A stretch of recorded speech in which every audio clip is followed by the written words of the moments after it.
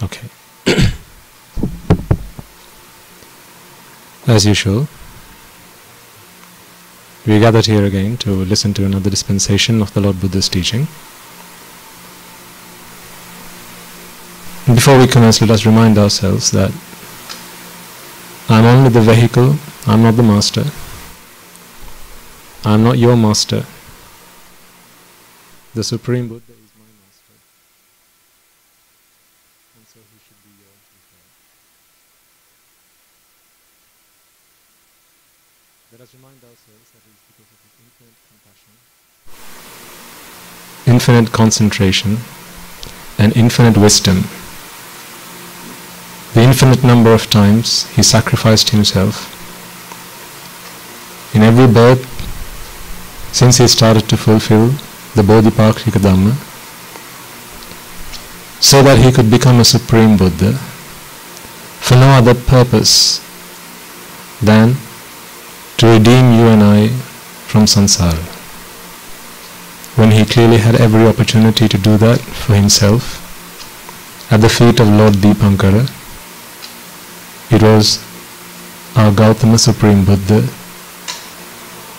whose resolve it was, this is not my destiny, I am here to redeem all sentient beings, you and I and everyone else, from the shackles of samsara. Reminding ourselves of that great qualities, those infinite qualities, the pinnacle of every great quality there ever is, there ever was, and there ever will be. Let us pay homage to the undefeated one, the perfect one, the unvanquished one, the omniscient one, the supremely enlightened one.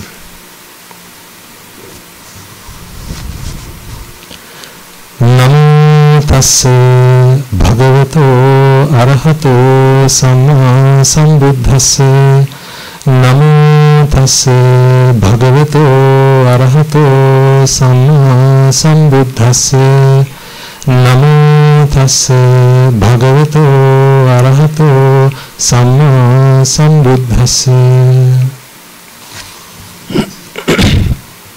And also, before we commence, as usual, let us take a moment to observe the 5 precepts. And as usual, reminding ourselves that I am having to observe these precepts yet again. There may have been instances where your resolve was not strong enough. The effort with which you exerted your mind was not strong enough to stop you from engaging in misdeeds, unwholesome acts. And therefore, yet again we are here today, having broken the 5 precepts. And yet again we are here today at the feet of the Supreme Buddha, asking for his infinite compassion, so that he may permit me to observe the 5 precepts once again, yet again. But let us all make a firm resolve that may this be the last time I have to observe these precepts. May the virtue entailed within these precepts become part of the very fabric of who I am, part of my conscience. May that virtue become part of who I am, and therefore may I never have to observe the precepts ever again. With that firm resolve and determination in mind, it is now time to observe these precepts. And in order to do so, I invite you all to chant the Namaskara 3 times, and all together.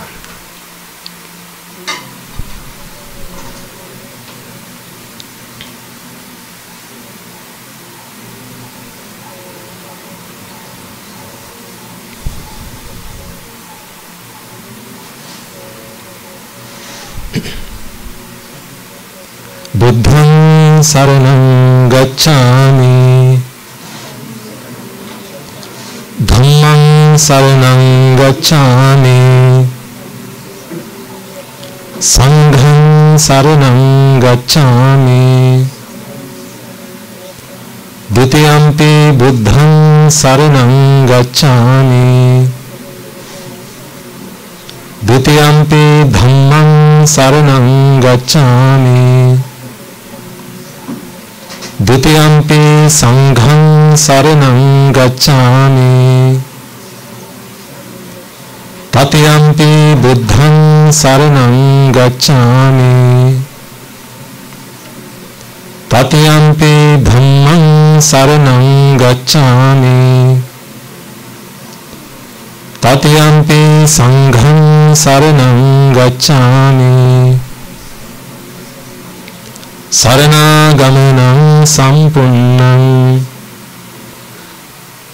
Panatipata veramani sikkhapadam samadhiyami.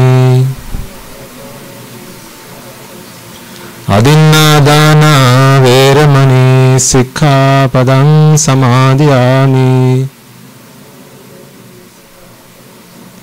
Kame sumichachara veramani sikkhapadam samadhiyami. Musavada veramani sikkhapadam samadhiyami. Surameraya majjapama datthana veramani sikkhapadam samadhiyami. Tisaranena sadding panchasilang dhammang sadukang surakkitang katva appamadena sampadeta. Okay, may now all be seated.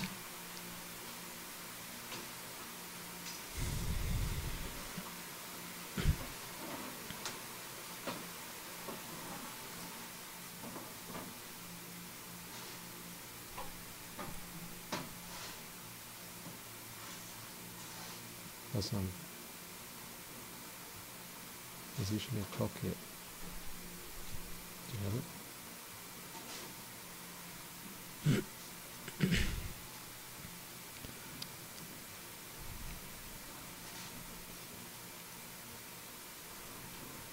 Also, before we commence, let us take a moment to invite the Devas, Brahmas, spirits, demons and the dead. Those beings who will have been our ancestors, those beings who will have now predeceased us. There may be those among them who, because of their sacrifice on our behalf, perhaps they got involved and stopped us from engaging in misdeeds, unwholesome deeds. As a result of that, today you and I have had the privilege to be born human. However, they committed sins on our behalf, and today perhaps this is why they have been born in the woeful plains. Reflecting on that for a moment,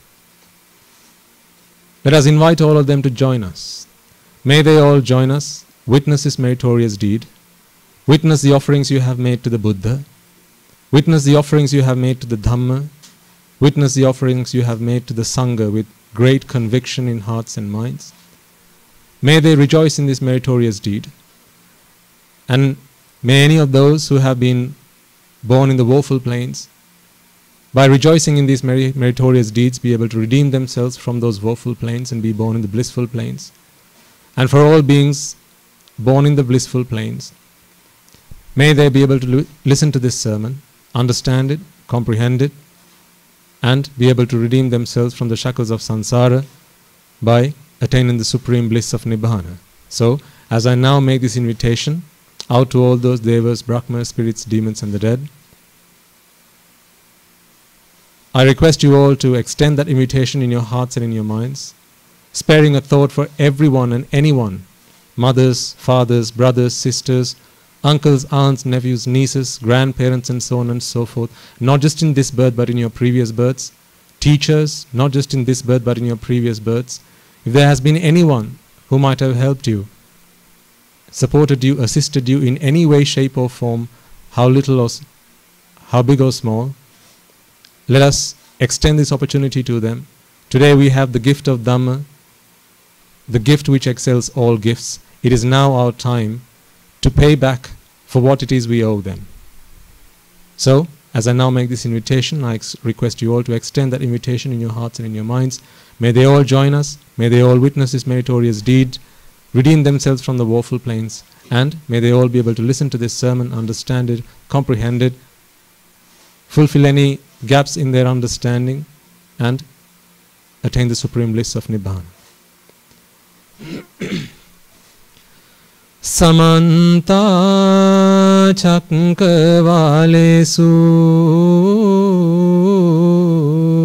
Tatra gachantu devata Sadhamang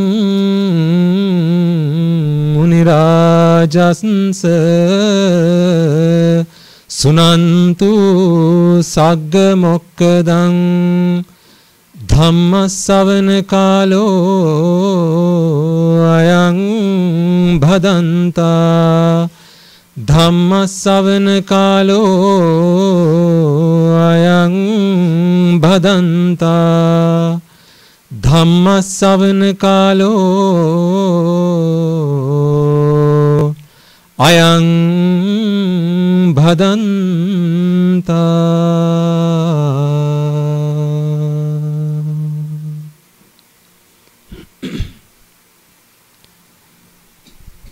Most venerable members of the Mahasangha and the distinguished gathering, before we commence, let us all make a firm resolve that, reminding ourselves that although today our lives have changed, as the Dhamma has slowly but gradually become part of our lives have changed beyond imagination, our lives have transformed beyond imagination. You will know that you are not the person who used to be a month ago, 6 months ago, a year ago. This transformation is because of the Dhamma, not me. It's because of the Dhamma. However, throughout our infinitely long journey in samsara, we have not always had the opportunity to associate with noble ones, moral ones, who helped plant the seed of Dhamma in our minds. Virtually all our associations were with immoral, ignoble people. Those people who defiled our minds with raga, dvesha, moha, desire, aversion and delusion, blinded us with ignorance and bound us with attachment, avidya and tanha. And as a result of that, innumerable other times we will have offended the Aryas, the noble ones, the Buddha, the Dhamma, the Sangha, Pacheka Buddhas, Arahatta Buddhas, Anagami, Sakrudagami, Sotapannas, be they on the path or having attained the fruits, as well as the Sambuddha Shasana, the Buddha's dispensation. For any words, actions or thoughts of abuse, slander and desecration that we might have directed towards them, either knowingly or unknowingly, today the result of those deeds may be that our path in the Dhamma has been blocked. We may not be able to fulfill what it is that we hope to achieve by walking this path. So, before we commence, let us all make a firm resolve. For any words, actions or thoughts of abuse, slander and desecration that we might have directed towards the noble ones, may they find the compassion in their hearts to forgive us. That compassion is always there. It is just down to you and us to seek it. And finally, let us all make a firm resolve that through the course of this sermon, if there are any gaps in your understanding, in your knowledge, in your comprehension, which is the reason why you have not yet attained the state of Sotapanna, may through the course of this sermon, you be able to fulfill those gaps. If there are any among you who have already attained that state, may you be able to fulfill the subsequent stages and attain the supreme bliss of Nibbana. So with that firm resolve in mind, I invite you all to prepare yourselves to listen to this sermon.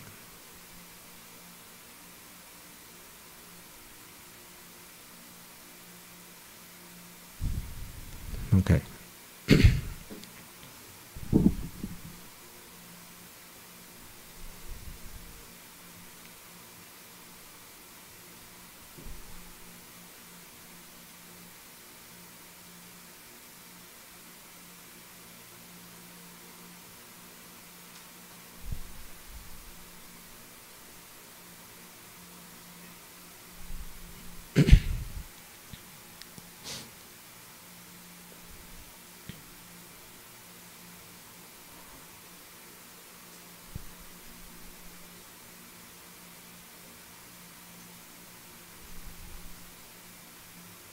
Your alarm's not going to go off, is it?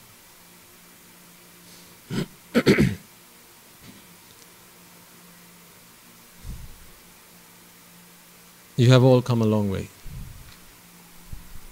haven't you? All I had to do was come down from up there. But you've had to come a long way. Well, I suppose, not just in the literal sense, but also in the metaphorical sense. In that sense, all of us have come a very long way. I'd like to remind you at the very beginning something I spoke to you about towards the end of last week's sermon. I can see some new faces, and you're all welcome. But I must remind you what our purpose is of coming along. This is not a get-together. We're not here to have fun. We're not here to party. We're here to achieve one purpose and one purpose alone. One goal, one ambition. That is all we're here to achieve. That is why I'm here, and that is why you should be here. I didn't ordain for the fun of it. I didn't ordain for the sake of it. There was one purpose, one goal, one ambition. This goal, this ambition was a dream a long time ago. Or many countless births in samsara, this was a dream of mine, but that's all it ever was. A dream. A dream that was never going to come true. How do I rid myself of all suffering? How can I be happy? How can I find fulfillment in life and satisfaction in life? Where is it? Why is it so difficult to get hold of it? Why is it so elusive? Every time I think I'm there, it's gone. Every time you reach out, put your hand out to catch it, it's gone. Why is that? This is what we are here to understand. There are lots of things that you could have done on a Sunday afternoon. For those of you who are new, Sunday afternoons will usually be quite different to today, would it not? There'd be plenty of things if I asked you to write down a list of the things you could be doing right now. Instead of being here, I think you'd ask me for how many pages do you want in that book? You'd want a pretty hefty book to write that. There's lots of things we could be doing right now. Just think back at your lives and all the things that you've been doing. All these things to try and be happy.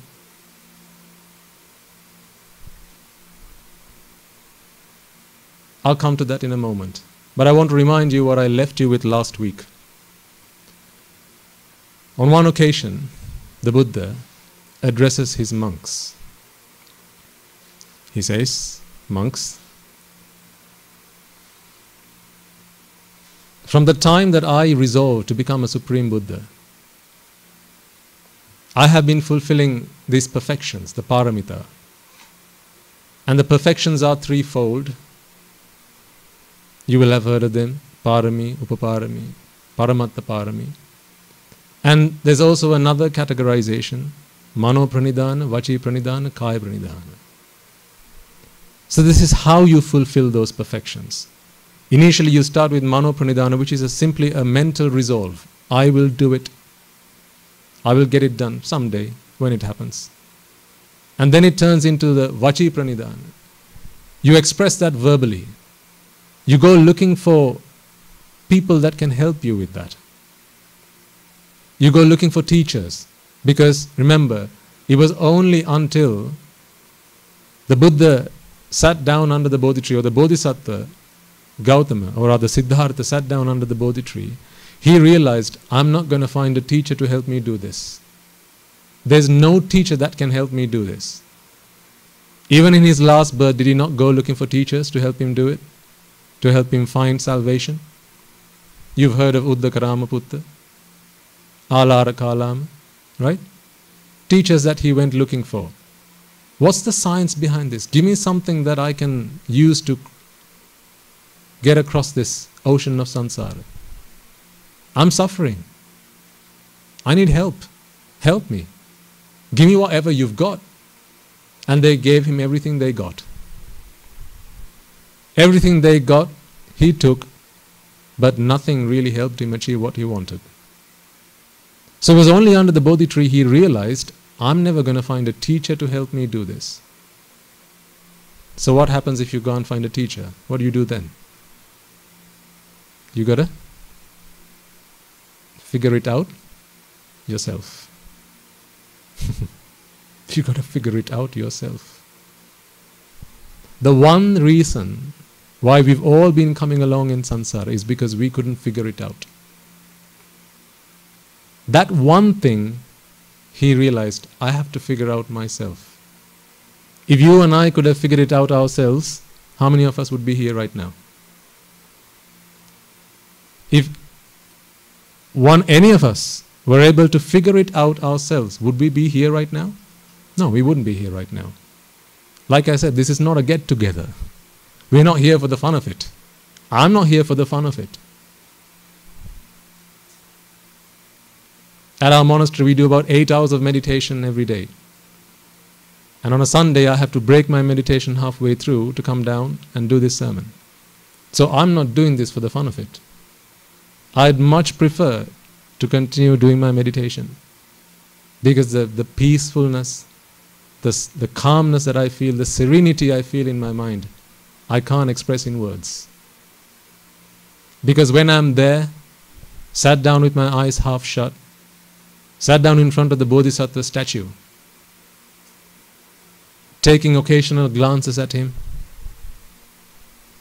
just to remind myself what kind of dedication and commitment there was behind this figure, this great man, to help me get here, to help me do this. It sends a shiver down my spine. I feel rejuvenated. I feel energized. I feel a kind of bliss I cannot explain in words. I don't think I ever will be. The only way you're going to figure it out, the only way you're going to experience it, is one day when you start doing it. I can teach you the Dhamma, but I can't comprehend it for you. I can't understand it on your behalf. You've got to do it. Well, if the Buddha couldn't, how am I going to be able to do it? On your behalf? No, you've got to do it. So the Buddha says, monks,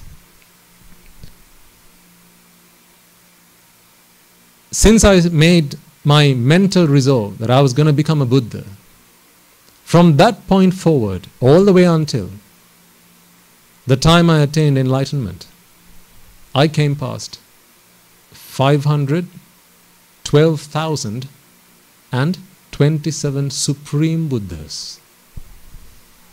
512,027. 512,000. Can you imagine that? Buddhas? We're not talking cats and dogs. We're not talking arahants. We're not talking about Pacceka Buddhas. Pacceka Buddhas, sometimes there are hundreds of them at any given time. But in 10,000 world systems, there can only be how many Buddhas? One. We live in one world system where there are 6 heavens, 16 Brahma worlds, human worlds. I'll leave it at that. I'm not going to go into the detail. There are 4 of them, but let's not get there, because I know that's going to unsettle you. And there are hells, 4 great hells. All of this together is a world system, 31 worlds in a world system. For 10,000 world systems, actually no, I got it wrong. 100,000 world systems, there's only one Buddha. Why did the number 10,000 come to me? Only beings who are in the nearest 10,000 can come along and listen to a sermon when you invite them. Those beings who live beyond the 10,000, they do not have enough of a lifespan to get here. Not even speed of light is enough for them to get here and listen to a sermon when we invite them to come along. But although you can't see them, they're here. If I can't see it, it's not there, right? You know, that was me all along. But I digress. I'll come there in a moment. I want to complete what the Buddha said. The Buddha said, 512,027 Buddhas I came past. Those of you who know will know that there's a period of time, a measure of time called an eon. Kalpa. You'll have heard that word, right? An eon. In Sinhala it's called a kalpa. Once when a monk goes and asks the Buddha, Venerable Sir, how long is an eon? He says, I cannot give you a number. Because this is an incalculable eon we are talking about. That's what it says on the tin. Incalculable. Means you can't count it. You can't finish counting it. So he says, I shall try to give you an analogy. Or a metaphor even. Or perhaps a simile of what an eon is. And he says, if you were to build yourself a box, let's take a cuboid, length, breadth and height, 16 miles each way, 16 miles long, 16 miles wide and 16 miles in breadth. 16 miles, that's about 23 kilometers, if my math is correct. 23 kilometers. Imagine that. Just think about your commute from home. How long is that commute? How long does it take you? Now imagine that as the crow flies. 23 kilometers in one direction. 23 kilometers in the other direction. And then breadth. Length, breadth and width. Or height. Build yourself a cuboid and fill this up with what did he say? What seeds? Mustard seeds. How big is a mustard seed? Well, you know the answer. Fill this up with mustard seeds. And then, once every 100 years, a man comes along and removes one seed. Once every 100 years. Someone comes along and removes a seed. One mustard seed. Can you imagine the volume of this thing? 23 kilometers long, 23 kilometers wide, 23 kilometers in height, filled with mustard seeds to the brim. One man comes along, removes one seed at a time, not every day, not every month, not every year, once every 100 years, once a century. The Buddha says, there will come a day when this box has been emptied of mustard seeds, but yet an incalculable eon has not yet elapsed.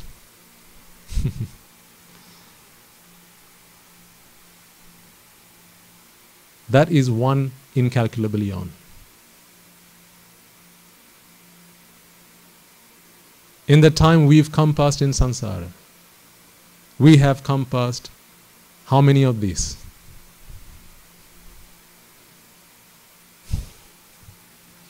Well, this is the metaphor the Buddha is about to give, which I'll explain to you now. You know, this is a Bhadrakalpa. In a Bhadrakalpa, there are 5 Buddhas come along in this one Kalpa. 5 supreme Buddhas come into this world and they preach the Dhamma. The Dhamma which disappears after a while, he comes along and discovers it. Not invent, but discover. The truth, this is the truth. You can't destroy the truth, it's just there. Sometimes it's hidden away, you just have to discover it. So this is what supreme Buddhas do. 5 Buddhas come along in a Bhadrakalpa and they render this service to all sentient beings. But I think if there's anything that's rare in this world, in all of the universe, that must be a Bhadrakalpa. I can't think of anything that's more rare than a Bhadrakalpa. A Kalpa in which there are 5, we get to see the advent of 5 supreme Buddhas. But most of the time that we come past in samsara are kalpas which are void of Buddhas. For every kalpa in which there is one Buddha, there's probably hundreds of thousands of kalpas where there are no Buddhas. Void of a Buddha. Hundreds of thousands of kalpas. No Buddha. For every kalpa there is one Buddha. I'm talking about the ratio. For every kalpa there is just one Buddha. Not talking about Vajrakalpa. There is just one Buddha. There's probably hundreds of thousands of kalpas where there are no Buddhas. 70,000 on some occasions the Buddha says himself. For 70,000 eons there was no Buddha.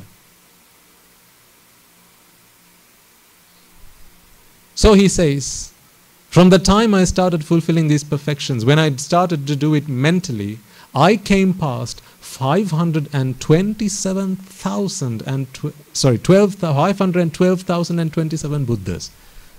Can you imagine how long that must have been? If a kalpa is that long, and most of the kalpas are those that are void of Buddhas, and for every kalpa there is one Buddha, there are about hundreds of thousands of kalpas without a Buddha. Can you imagine how much time must he have come past to come past 512,027 Buddhas? Now here's the thing. When he's asked the question, how long did you fulfill these perfections? He thinks, 512,027 Buddhas. It takes him that long to come up with that answer. A flash of a second. Because we are talking about a Supreme Buddha who is limitless in power, in supernatural power, in mental power, in psychic power. There's no limit to it. Infinite. How big is infinite? Oh, it's infinite. So he can look back as far as he wants. In the time it takes me to do this, he's looked back and he says, I have come past 512,000 Supreme Buddhas. Now you tell me, how many Buddhas might he have been able to look back in the time it takes me to do this? So twice. If this is how long it takes for him to look at the time he's come past, 505, let's keep it simple, 500,000 Buddhas. The time it takes me to do this twice, how many Buddhas?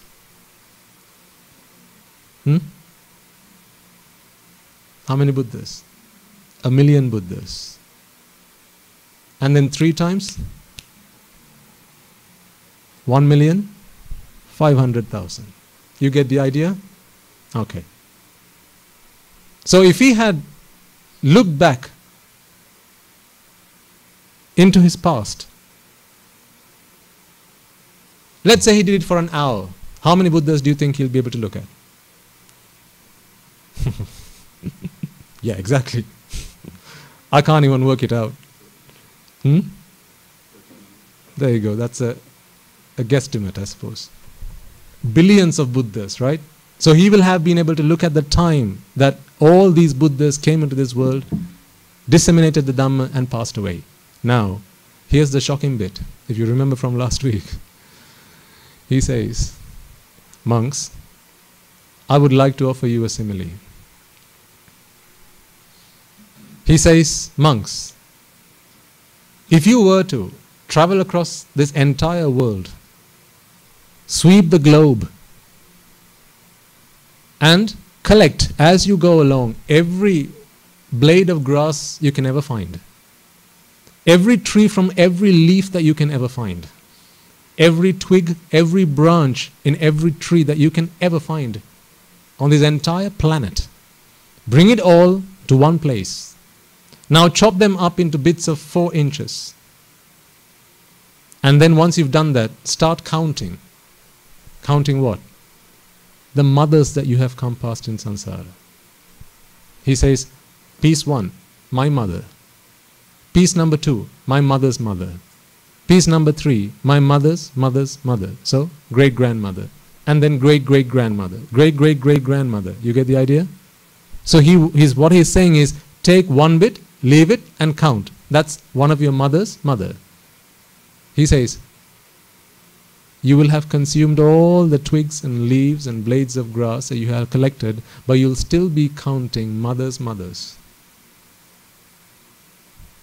And then he says, it only took me that long to look back at that samsara and tell you that I have come past 512,000 Buddhas. In the time it takes me to do this, I can look back at 1,000,000 Buddhas. In the time it takes me to do this, I can look back and tell you about 1,500,000 Buddhas. But despite that, monks, I cannot look at any of you and tell you when you started this journey in samsara.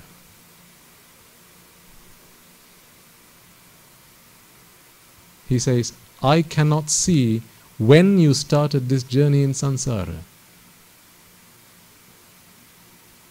Who's this saying? A Supreme Buddha. A Supreme Buddha saying, I, of all beings there is. This is not the great Elder Mugalan, who is chief among those with supernatural powers. This is not the great Elder Sariputta, who is chief among those bhikkhus with wisdom. This is neither of them speaking. It's the Supreme Buddha speaking. The great Elder Mugalan's supernatural powers is incomparable with the Buddha. Yes, he's chief, but this is the Buddha. There's nothing that can compare. He looks back at so far and says, I still cannot see when you started this journey in samsara. Does that not shock you? From head to toe?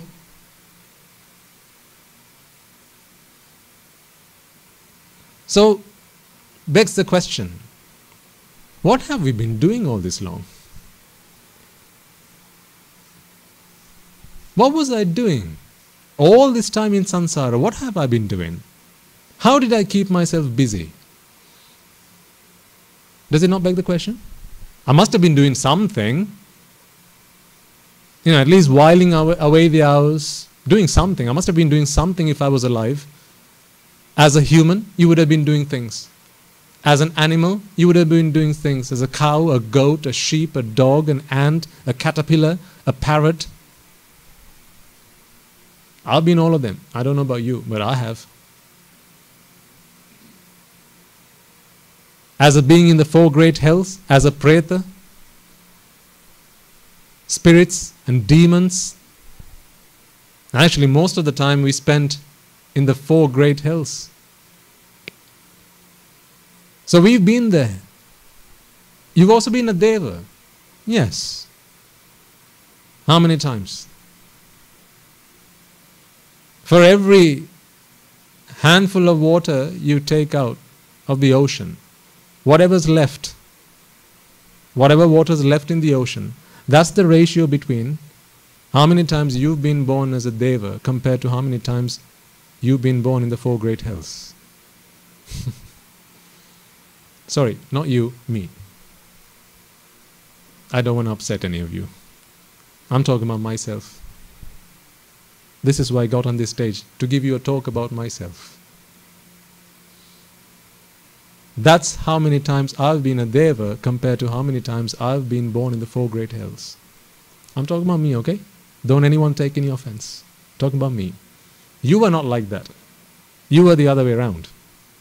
But me, this is how I was. For every time I was born a Brahma, that's one grain of sand of all the grains of sand there is on this planet. That's the ratio between how many times I was born a Brahma and the times I was born in the four great hells. Not you, me. So no one has to take any offense.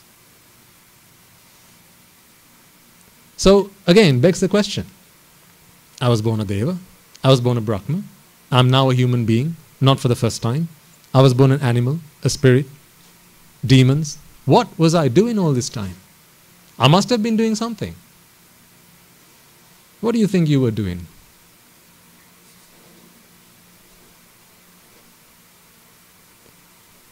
Not a lot different to what you're doing right now. Not very different to what you're doing right now. Not much different. It's the same old stuff. Different clothes, different day, same thing. It's like going to work. Different clothes, different day, but same old stuff, right?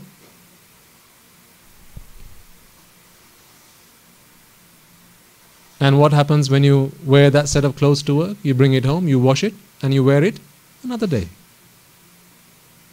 That's how our life was in samsara.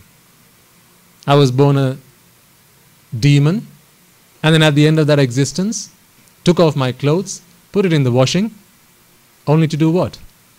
Oh, just put it back on another day. I was like going to work.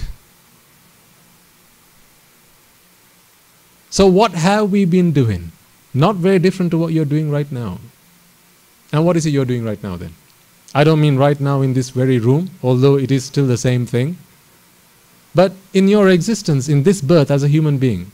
Because I know there may be those among you who do not like to think about past lives or lives in the great hills. I mean, how can you prove it? How can we even know that there are great hills? Well, of course, the animal realm we can see because they're among us. There's flies and mosquitoes and birds and bees and beasts. But still one could question, okay, that's them. What makes you think that I'm going to be born as one of them? Don't you feel like that? I'm born, I live, I die, that's the end of it. Aren't there among you, those among you who feel that way? Aren't there those among you who feel, I'm never going to go into the great hills? A Deva? Okay, maybe. Brahma? Yeah. Animal? Nah. Me? Next door Sam might. Me? Nah. Look at me. I'm such a nice person. I'm the best there is. There's never been a better model than me. Right? Look at me. Isn't that how you feel? I used to feel like that. I believed in that. I didn't believe in any of this next births, previous births, because I was a very materialistic person. That was the upbringing I had. So I'm sharing a little bit of that because, well, I said I'm going to talk about myself today, not you. Talking about myself. You came here to listen. Now listen. So I'm talking about myself. But the reason I share this story is because I know that there'll be among you those who can relate to this. So while I'm talking about myself, I think there's something you can do. See how your life relates to this life. Are there much differences? Or is it much the same?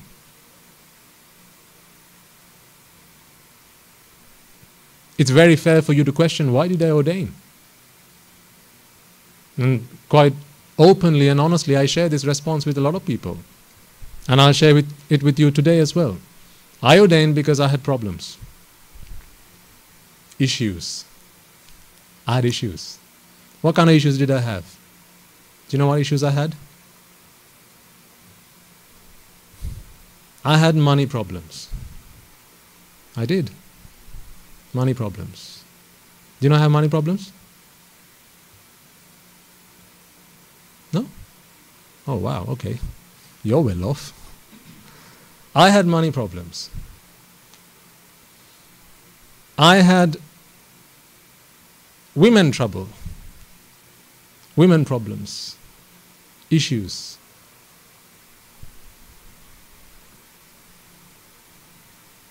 This is why I ordained.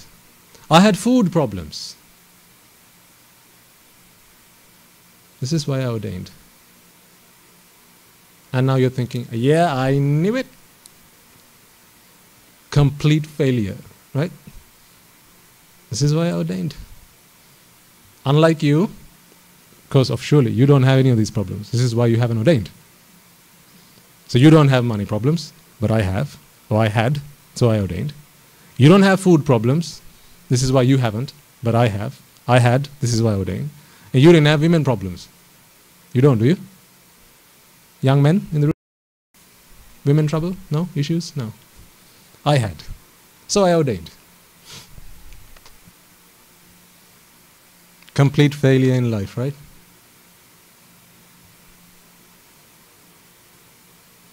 I'm a complete loser. with a big L across my forehead. Go on, do it. This is why I ordained. But much the same like you, ever since I came into this world, and because of the upbringing I had where I was taught to take life as it comes, only believe what you can see, only believe in what you can hear, only believe in what your senses can perceive. There's nothing beyond that. That was the upbringing that I had. And so, in the world that I could perceive, I tried to seek happiness. Is there anyone here who doesn't like to be happy? Anyone? I don't like to be happy. Anyone? Good. Is there anyone here who does anything in their lives to not be happy? Anyone? So would you agree with me then that everyone here, whatever you do to be happy in your life? Isn't that the purpose of our lives? To be happy? What about your family? Your mothers, fathers, the things that they did in their lives, including bringing you into this world. Why did they do it? Was it not for their happiness? Was it not? Why do you make friends? Why do you discard some friends? Don't like them.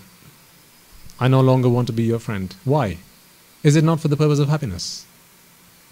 Why do you wake up in the morning? Is it not for happiness? Why? Because if you lay in bed all day, who's going to earn your living? You've got to go and do your job. Why do the job? Earn money. Why? Buy all the things that you like. Why? Why? Come on, speak out. Why? I'm not talking about things that I do on a day-to-day basis. I'm talking about the things that you do. So surely you should be able to answer. I'm imagining these are the things that you do on a day-to-day basis. So I'm asking you, why do you earn money? Why do you want to buy all the things that you like? To be what? Happy. So simple, right? To be happy. How long have you been trying to be happy? Here's my question. When did you start trying to be happy? Was it the day you started your job? Before that you didn't try to be happy? What about your previous job? Why did you take up your previous job? Was it not to be happy? Hang on then, why did you change jobs? You took up that previous job that you were in, your previous employment, to be happy. So why did you give that up and move on to another job? Again for happiness. Does that not say something about your previous employment? Okay, what about prior to employment? A lot of you will have been to university, like I did. Graduated, studied all sorts of things about the world, about yourself. For what purpose again? For what purpose? Happiness. And then prior to that, did we all go to school? Yes? Thankfully. So you all had a school education, or you still have one. Why? What purpose? Is it not happiness every single time? For every question I'm asking you, is it not the same answer? Resounding the same answer, happiness, happiness, happiness, happiness, happiness. Time and time again. Yes or no? Yes. So you got out of bed so you could go to school. You're going to have to do that tomorrow. You got out of bed to go to work, madam. You're going to have to do that tomorrow. You got out of bed, sir, so you could go take a wash. Get a shower. Why? What happens if you don't take a shower? Well, not just you, but people around you are also going to lose their happiness. So again, for happiness, you go take a shower. Why do you run to the toilet when you feel the urge? Not for happiness? What happens when you relieve yourself of that pain? Is the end result not happiness? Why do you go to the doctor when you're ill? Why do you take a paracetamol when you got a headache? Why do you grow plants in your garden? Is it not for happiness?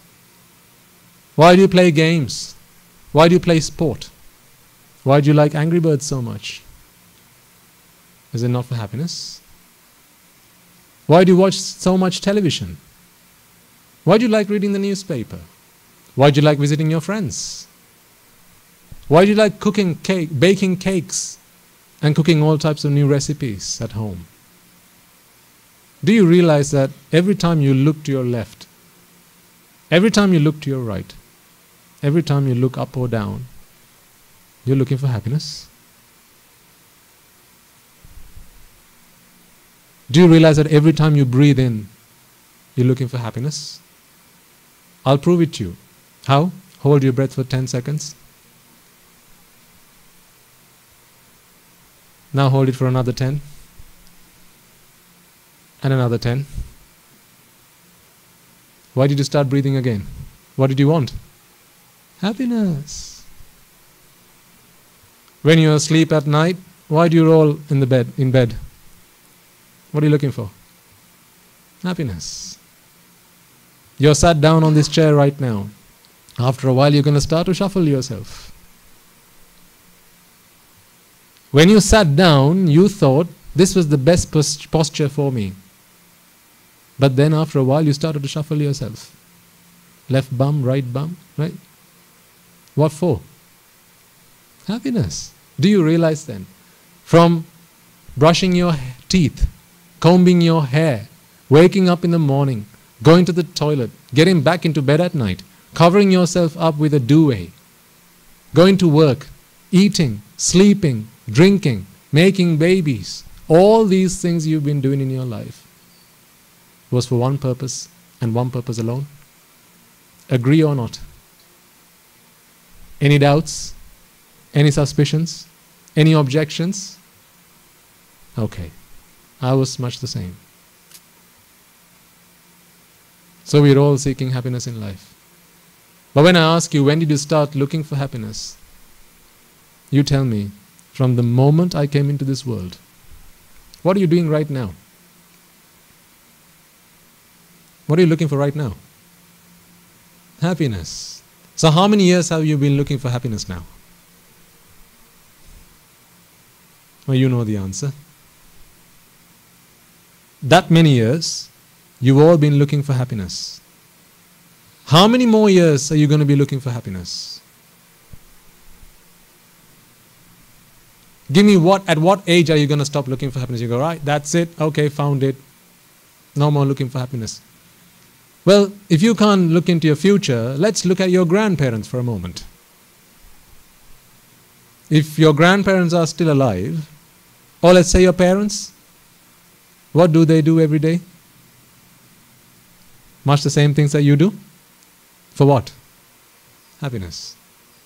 Of course, they might today have retired.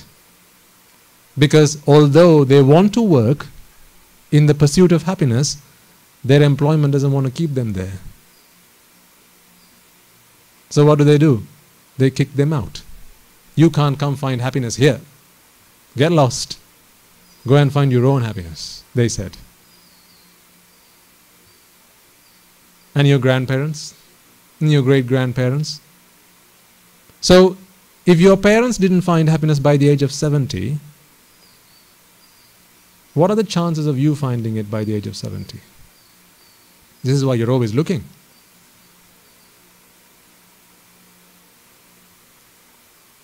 One day, as you walk along the road, you meet a man.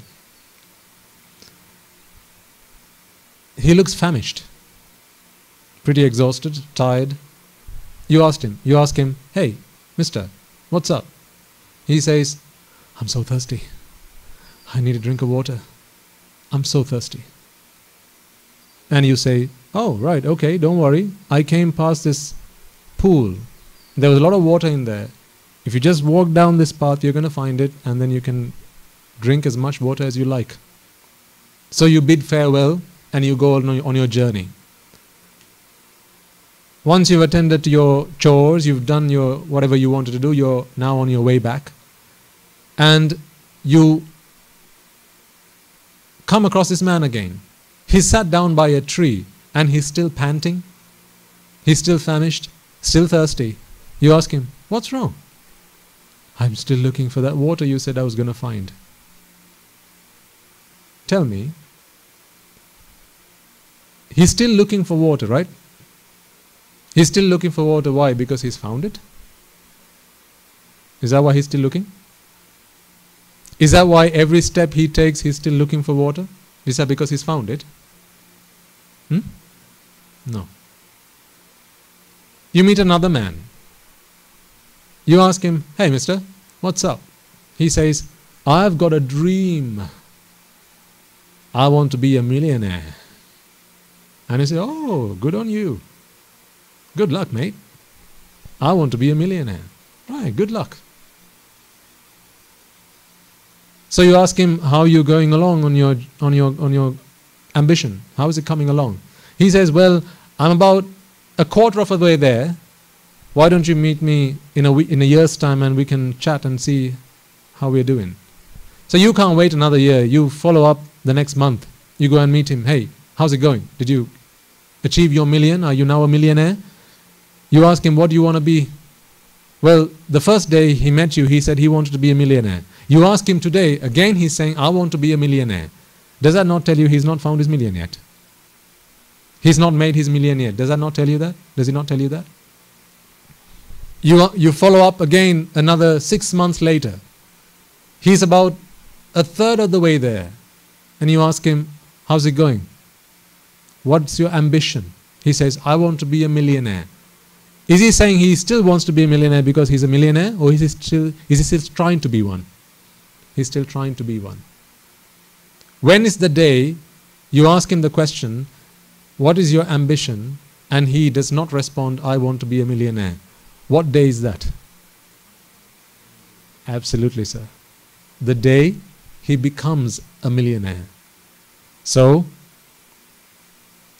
you met the first man walking along the street. He said, I'm still thirsty. He's still thirsty because he said he's still looking for water. He's still looking for water because he hasn't found water. The second man you met said, I want to be a millionaire. He still wants to be a millionaire 6 months later because he still hasn't become a millionaire. I asked you the question, what is your purpose in life? You tell me. You want to be happy.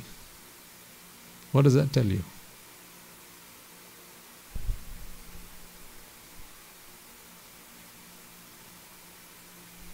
If you're 10 years of age, if you're 20 years of age, 30 years of age, 40 years of age, 50, 60, 70 years of age, I'm asking you the question. 70 years after you started looking for happiness, I'm asking you, what do you want to be? And you tell me, I want to be happy. What is that telling us? Have you found it? Have you found it? Isn't that why you're still looking? The day you find it, will you still be looking? Ask an Arahant, Venerable Sir, what is your ambition in life? He says, what? I have no ambitions. Ask the Buddha, Venerable Sir, what is your ambition in life? What does he say? I have no ambition.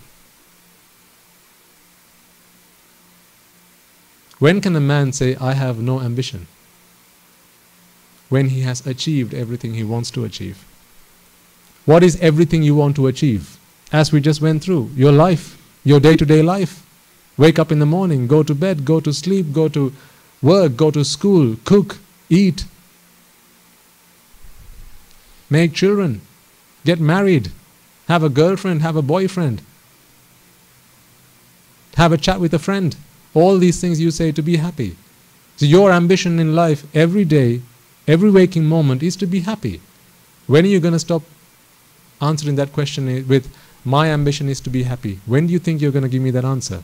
The day you are happy. So why are you not giving me that answer right now? Why, when I ask you what is your purpose, you tell me, I want to be happy? Tomorrow, do you not want to be happy? Let's keep it simple. Okay, it's 4:45 now. At 5 o'clock, what do you want to be? What do you want to be at 5 o'clock? What about 7 o'clock tonight? What do you want to be? 12 midnight, what do you want to be? And how about tomorrow then? What about next week? What about next year when you plan that trip to Singapore? Why do you want to go there? To be happy. Why are you still trying to be happy? What does that tell you? Have you found it? After 70 years? After 60 years? After 50 years of looking for happiness, have you found it? 40, 30, 20, whatever age you are, have you found it? Isn't that why you're still looking? I was much the same. All my life I looked for happiness. I did a lot of the things that you have done already, and a lot of the things that you're planning on doing in the future. There are young people here who I know have lots of hopes, dreams and ambitions and goals. Well, I did too.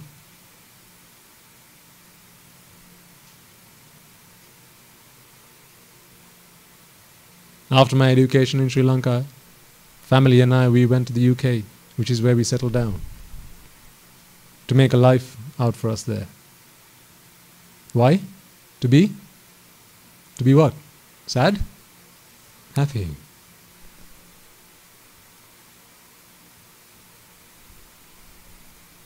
After college, I started working. I started working in banking. To be happy, because a job in a bank makes you what? What does a job in a bank make you? Yeah, whatever. Happy, right? That's what they said.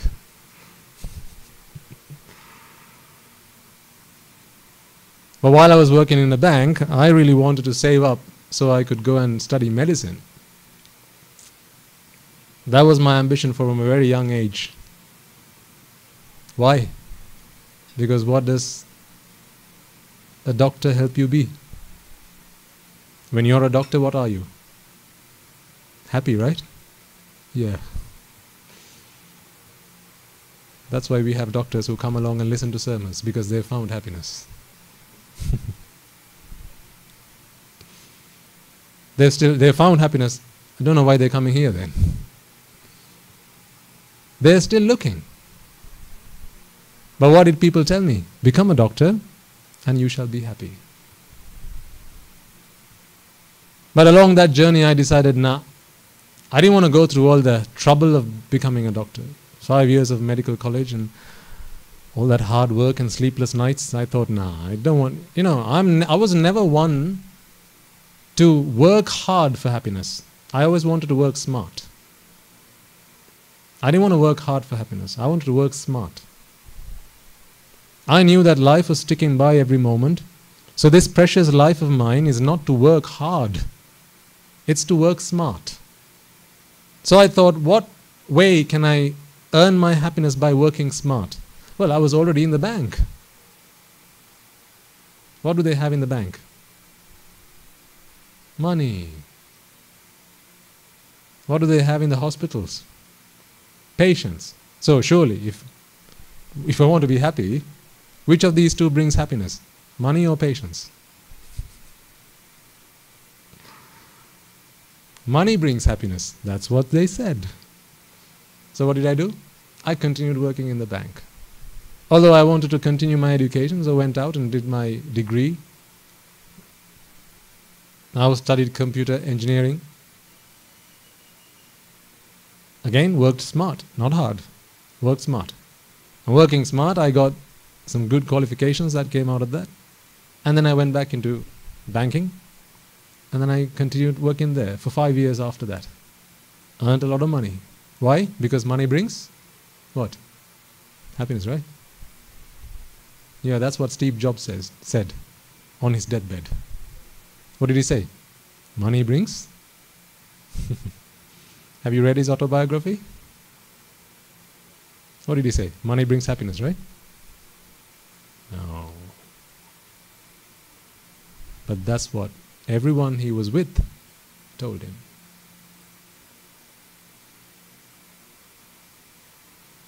And that's what everyone I associated told me. So I started to earn my millions. I wanted to be a millionaire. I saved up, started investing in property, started investing in the stock markets, in cryptocurrencies. That was the trend then. I made a lot of money out of it, I must admit. Not I, but the person before I ordained.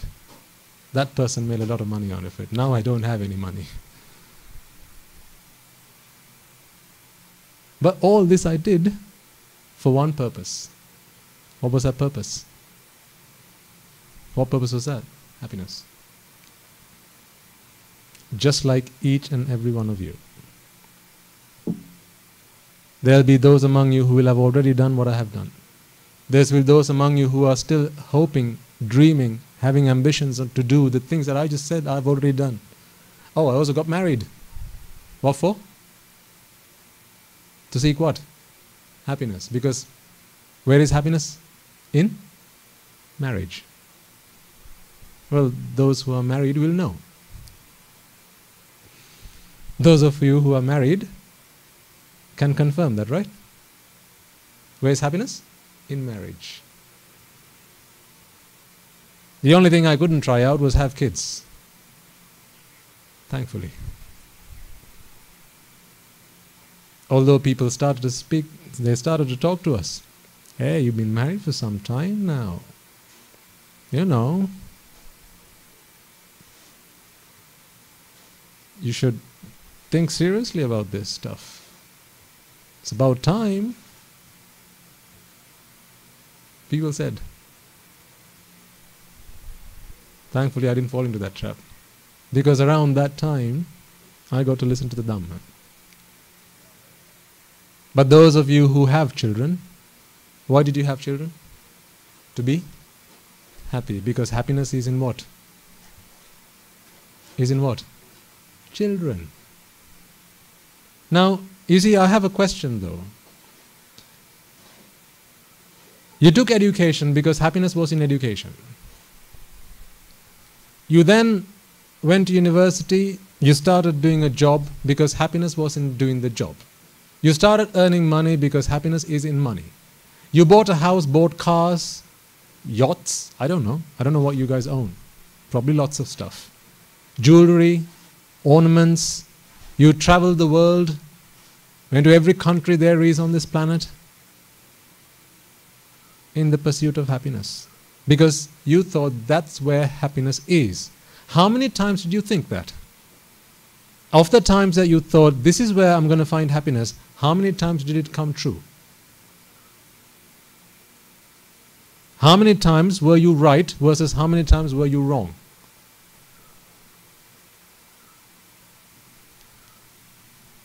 Because if you were right the first time, which was happiness is in education, or happiness is in money, you wouldn't have bothered with all the other stuff that you've done, would you? If happiness is in money, then why do you have to travel the world? You've got money, right? Happy.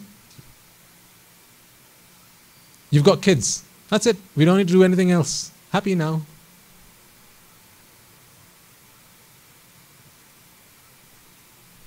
But you never stopped, did you?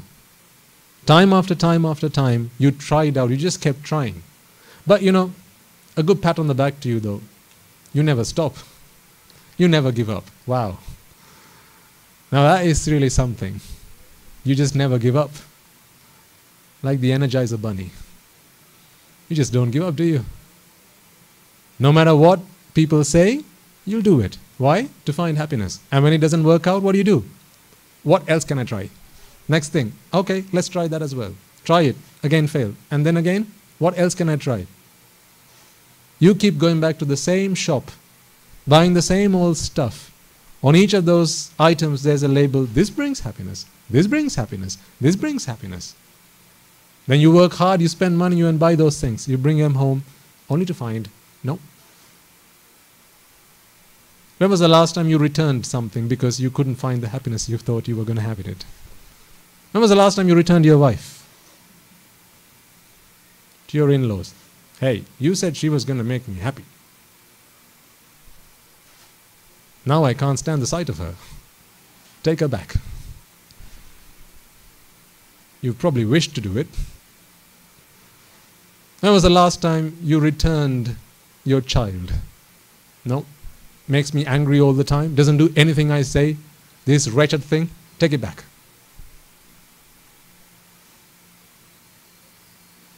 The thing is, you signed the terms of the contract which said no returns.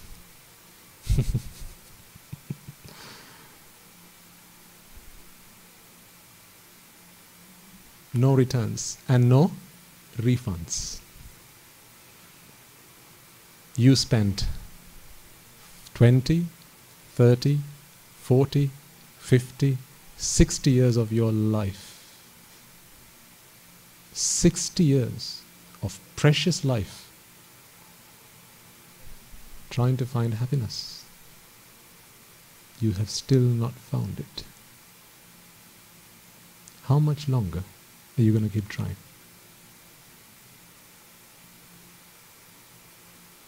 There may be some among you who dedicated their entire working life to one workplace, perhaps your company. You may be dedicated to your employer.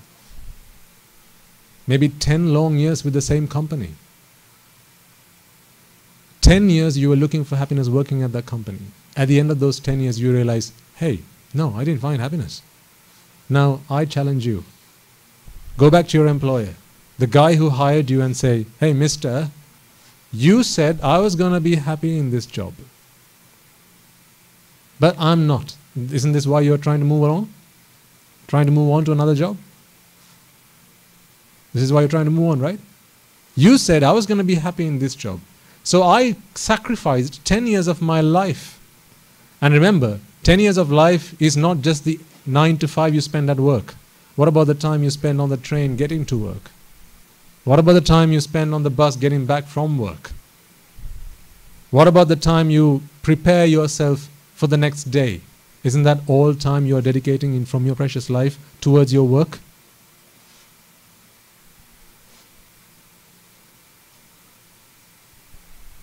I'm not saying any of this is wrong or don't do it. I want you to think. Particularly because we have some new faces here today, young people. I want you all to think, ladies and gentlemen. I'm not talking really deep, profound stuff today, although we'll touch some of it towards the end. But I want you all to think. Think about where it all went wrong. Have you just been dancing to someone else's beat? The world said jump. You said, how high should I jump?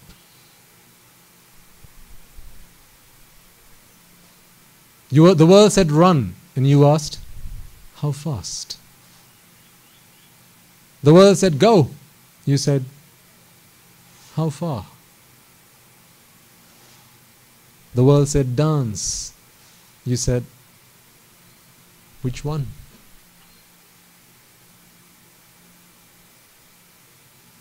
The world said, and you complied. When I say the world, what do I mean by the world? Am I talking about the globe? No. Lokaya. You get the meaning behind that, right? People that you associate in life. Starting from whom? Starting from whom? Parents. Mother and father. And then your siblings. And then grandparents.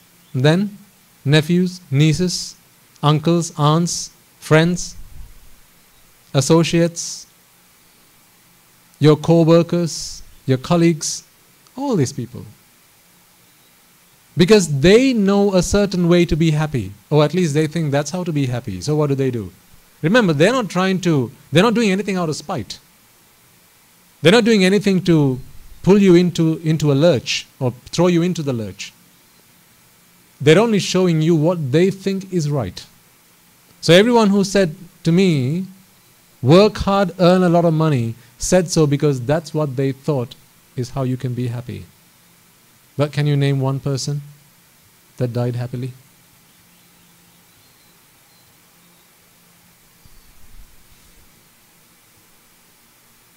Is he still not wanting to be happy? Someone dies at 3:47. At 3:46, what's he wanting to be? Happy. Good heavens.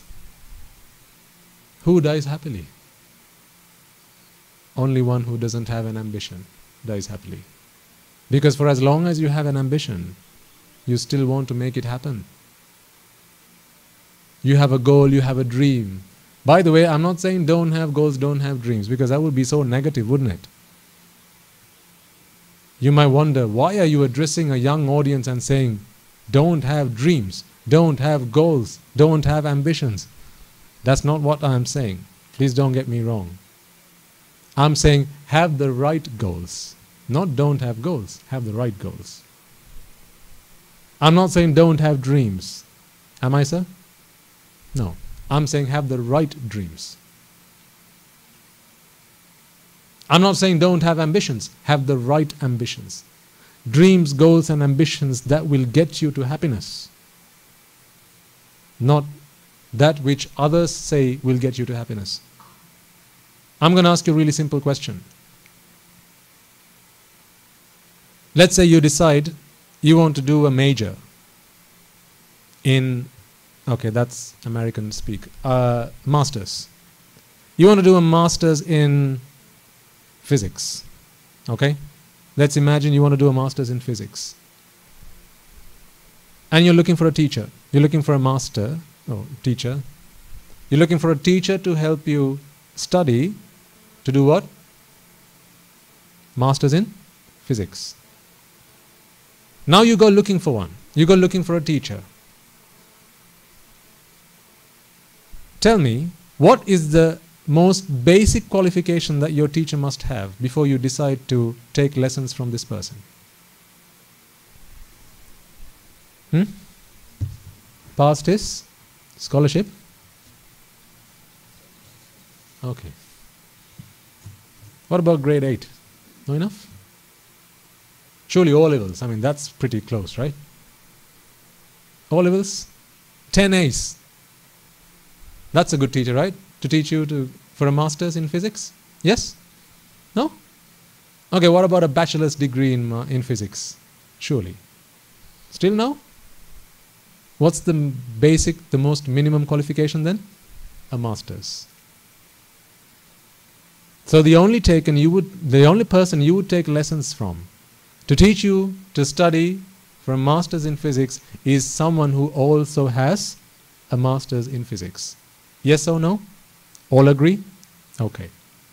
You tell me that your purpose in life is happiness. Who did you take lessons from? What must be their most basic qualification? They must be?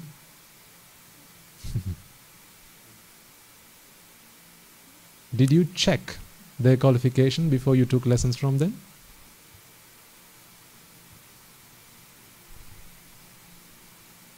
Your mother and father having a fight at home. Everyone's seen that. A brawl maybe. And then at the end of that, an argument, okay? Something that makes them angry, something that makes them sad. At the end of that, they come and say, Puta, you know, you're coming of age right now, right? It's about time you got married. Who's giving you lessons to get married? Someone who's a success or a failure in marriage?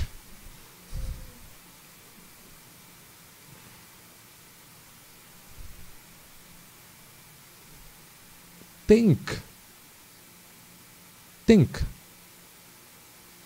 Who have we all been taking lessons from all along in our lives? You wouldn't go and take lessons from a person or a teacher who hasn't got a master's in physics if a master's is what you want to do.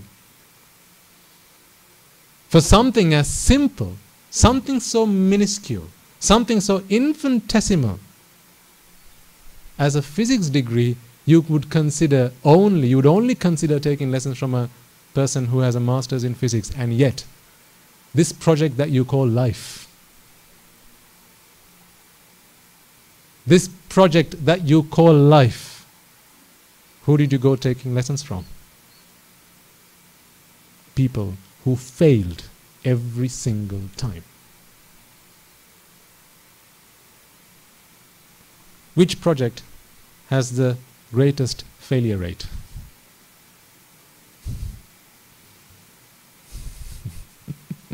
Absolutely matter. You know the answer. There's one project that has failed every single time. And alas, it doesn't stop another project manager coming along and taking up the same project, doing exactly the same things that people prior to him previously have done. Taking lessons learned? Oh no. What does PMP say? Take lessons learned. What does Prince 2 say? Take lessons learned. But do you take lessons learned? No. Every project management principle there is says, take lessons learned. Don't make the same mistakes your predecessors did. But what did you do? You took lessons every time from someone who failed the project of life. There's this one project whose failure rate is 100%. And yet you accept the risk.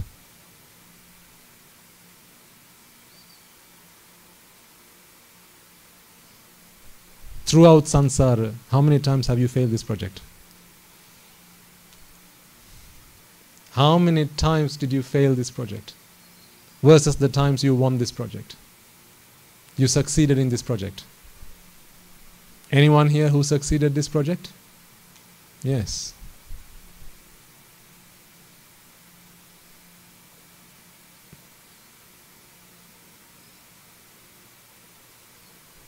Anyone else? No. Not yet. Me? Not yet. He? Not yet. Those monks at the back? Not yet. You? Not yet or never will? You decide. Not yet is okay. Never will? Shocking. This is where you went wrong. Ignorance was the only thing that people fed into your minds. Do this, it's going to make you happy. Do that, it's going to make you happy. You didn't stop to question. You didn't stop to check their qualifications. Whatever they said that you took as gospel truth. They beat the drum, you danced. They said jump, you said high, how high? They said run, you said how fast? They said go, you asked how far? Shame on you. I did the same thing. So what is happiness then? If happiness is not what people say it is, and if happiness is clearly not what people say it is because you've done pretty much a lot of things that people have said is what you ought to do to be happy, haven't you not already? Those of you who are of middle age by now, have you not already done a lot of the things that people have said? This is what you ought to do to be happy. Anyone here who's homeless?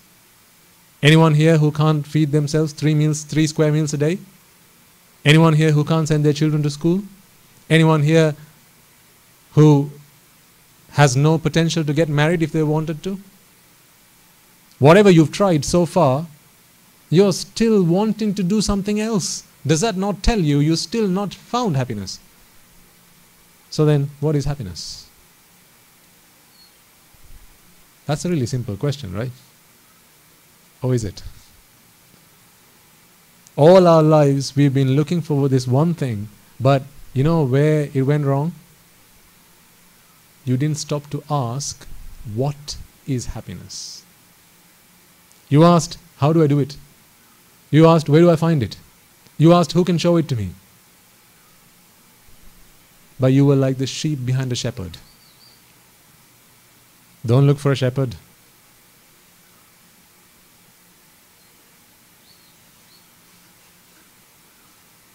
Because if you are walking after a shepherd, what does that make you? If there's a shepherd standing in front of you with a stick in his hand and he's saying jag jag, what does that make you? Yes, sheep. When did a sheep ever question, excuse me, shepherd, I don't think that's where we should be heading. I think we should be heading that way. Ever heard a sheep say that? Maybe Shaun the sheep says that, but that's on a cartoon. In real life, sheep don't have the intelligence to question. Who here wants to be a sheep then? So don't look for a shepherd. Look for a teacher. Because when you have a teacher, you're not a follower. What are you? A student. Never be a follower. Don't follow me. Here's your teacher. Be a student. Because a teacher never says, do as I do, do as I say. A teacher says, listen to me, analyze what I'm saying. See if it makes sense to you. Apply it into your lives. Come up with some conclusions. Now decide for yourself. That's a teacher. Can you not ask questions of a teacher? When you're in the presence of a teacher, can you not ask questions? Of course you can. But if it's a shepherd standing in front of you and you're a sheep, can you ask questions? No. Now you just do as you're told. I did as I was told, ladies and gentlemen, for 30 long years of my life. I did as I was told. 30 years, I failed that project. But the rest of it, I know how to make it right. So what is happiness then?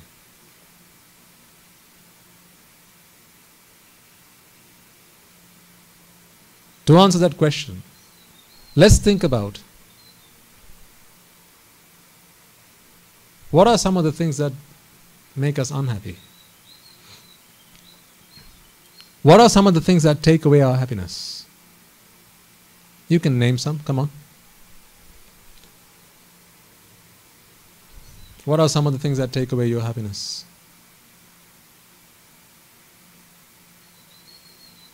Nothing? Oh, I should be sat there and you should be sat here then. What are some of the things that take away your happiness? Speak up. I don't bite, don't worry.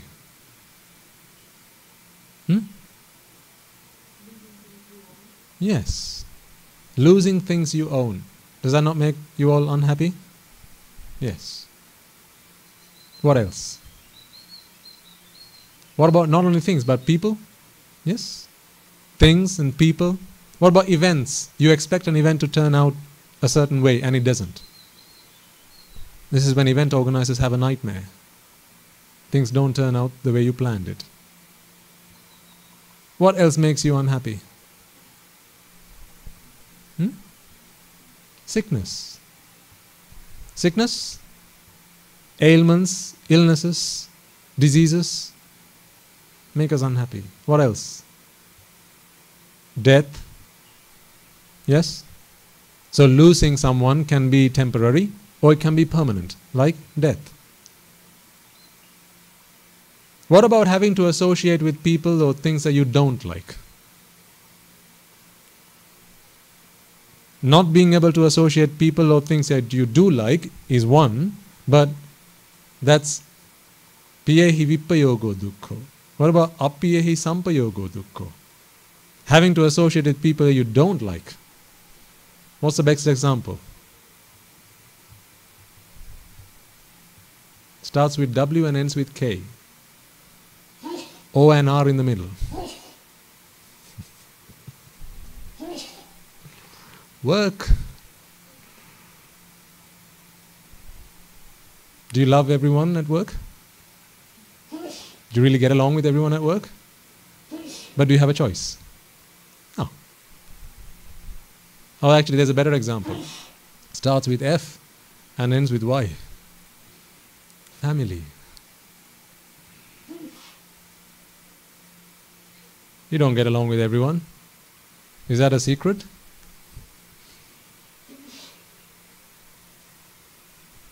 Neighbors don't get along.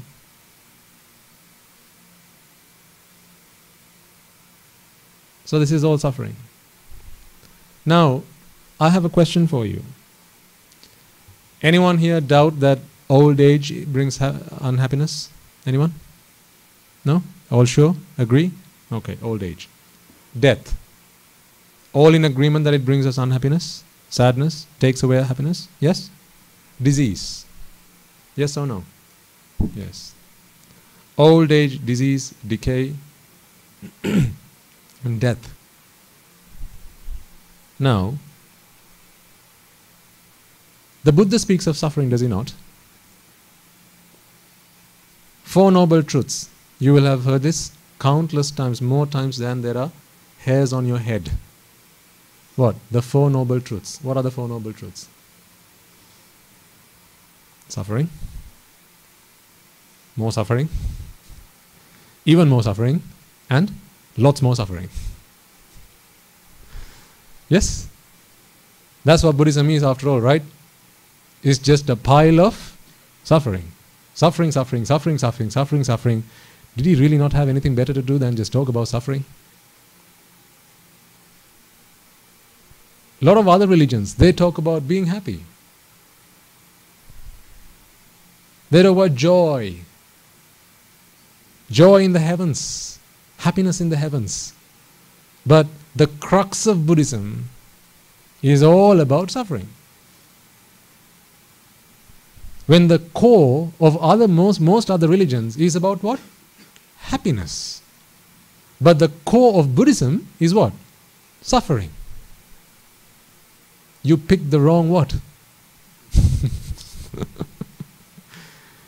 You wanted to be happy, and you have picked a religion whose crux, the center, the middle, that most fundamental philosophy is about what?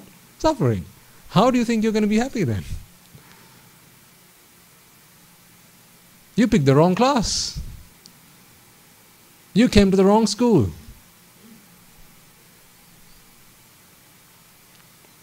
You've heard of the Buddha in his first discourse say what? Jati Pacchaya, Jara, Marana, Shoka, Parideva, Dukkha. Oh my God. On and on and on and on about what?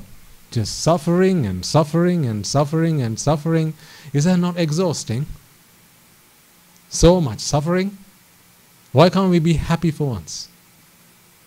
Let's talk about happiness. So you all agree, death, or rather disease, decay. Most of you will probably think, no, birth, I mean, that's surely happiness. Birth is happiness, right? Being born is happy, right? Don't just nod your head because I'm saying so. Remember, I was a very materialistic, very speculative person. I didn't take anything for granted, and I don't want you to take it either. Just because it's a Swami Nuhanse preaching a sermon. I say the Buddha was great, and you go, yeah, the Buddha was great. You don't know the first thing about the Buddha. I say life is all suffering. You go, yep, has to be. But what do you want to do tomorrow? Live life. Why? Be happy. So why did you nod your head then? This is why I say, don't take anything I say, not one word, because I'm a monk, because there's a statue of the Buddha on my right hand side, because there are other monks here, because you are in a monastery, you're in the presence of the Sangha, because you're clad in white, because it's the right thing to do, because you shouldn't argue with the monk, it's not right, it's wrong, you have to agree every time a monk says something. You're never going to attain Nibbana that way. You're never going to seek happiness that way, because this is what you did with everyone else that came and tried to teach you happiness. You didn't question. You did what? Yep. Absolutely spot on. That's what I have to do as well. That's where you went wrong. So don't do the same thing again. Death, disease, decay. Let's leave birth to aside for a moment. Death, disease, decay. Brings us happiness or sadness? Takes away your happiness? Yes or no? Yes. And the things that the Buddha said. Jatipachya jara, disease or decay. Marana, death. Shoka, sorrow. Parideva, lamentation. Despair, frustration, discontentment. All of these things, is it new to you that these things are suffering? Have you only just realized that death is suffering? Thank heavens you came along to this sermon, right? All this time you thought death was what? So good and joyful. And all of a sudden you've just learned, no, death is suffering. Oh. Have you only just realized that? Have you only just realized that disappointment is suffering? Frustration is suffering? Taking away something that you own, something that you like is suffering. Have you only just realized that? There's a baby in a cot. It's got a rattle in its hand. You pull it. What's it going to do? Cry. Why? Because the baby has understood the 4 noble truths. Right? You go to a funeral. It's your neighbor. He's a Christian. Mother's died. The poor guy's crying, his eyes out. He's realized that death is suffering because he's realized what? The 4 noble truths, hasn't he?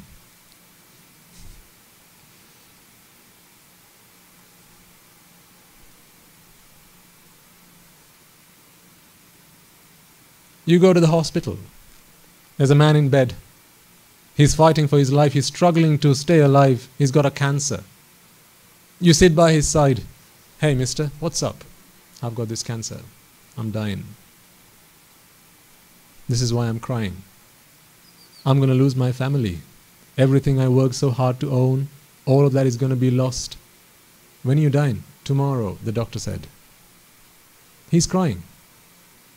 So, he has realized that death, disease and decay is suffering. Has he not? This is why he's crying. So you think, surely this guy has understood the 4 noble truths. You ask him, what religion are you? He says, I'm a Muslim.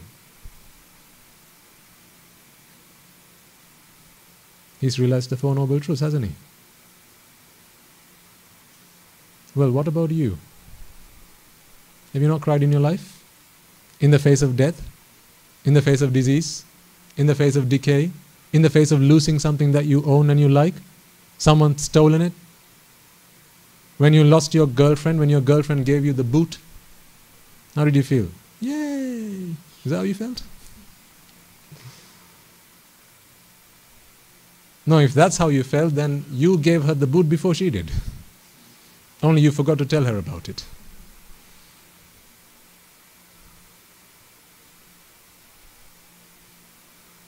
There will be those among you who will have lost your parents by now. You're never going to see them again. Did you not cry? Did you not weep for days on? Why? Because you understood the 4 noble truths. Yes?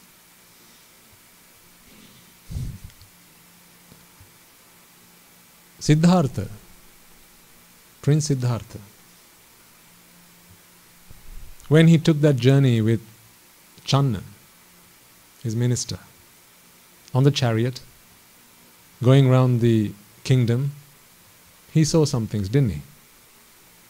What were some of the things he saw? He saw what?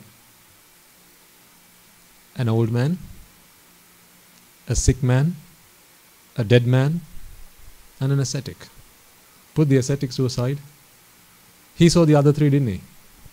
And then what did he do? He asked Channa, Channa, what's going on here? Doesn't make sense. Channa says, old man, sir. Sick man, sir. Dead man, sir. What do you mean, old man, sick man, dead man? Channa must have asked, what do you mean, what do you mean? This is what's going to happen to you. This is going to happen to me? Yep, it's going to happen to you. To me? A prince who is destined to own half this land, half this country? I am destined for this? Do you not think that would have been the conversation between them because they were so close? Surely you're kidding me, right?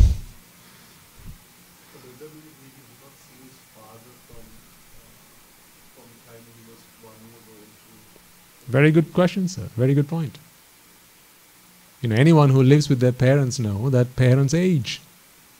No matter what they do in terms of cosmetics to beautify themselves, surely, at least a grey hair. And someone who is as intelligent, so witty, so clever, like the Prince Siddhartha would have gone and asked, Father, what's that hair on your head? Why is it a different color to every other hair? Would he not have asked such a question? Of course he would have asked. The point being, when he saw these three sights, did that not shock him? Did he not feel fear? Did he not feel a deep sense of sorrow when he realized this is going to happen to me as well? Did that bring him happiness or sadness? Did that not take away his happiness? That's because he had realized the Four Noble Truths, right? Think before you answer. I'm talking about who? Prince Siddhartha, not the Buddha. Is that because he had realized the Four Noble Truths? Well, what did he do then under the Bodhi tree? Why did he go and spend 6 years as an ascetic if he had already discovered the Four Noble Truths? Do you get my point? Then, why does Buddhist philosophy talk about death being suffering, disease being suffering, aging being suffering? Is that the suffering that we really need to talk about? Is that the suffering that we need to ponder and consider and contemplate? You go and talk to a Muslim man, he says, I'm going to die tomorrow with my cancer. I'm suffering. That's not because he's understood the Four Noble Truths. And like you say, sir, from a young age, Prince Siddhartha would have experienced some form, at least he would have had a headache or a fever. That would have brought him pain.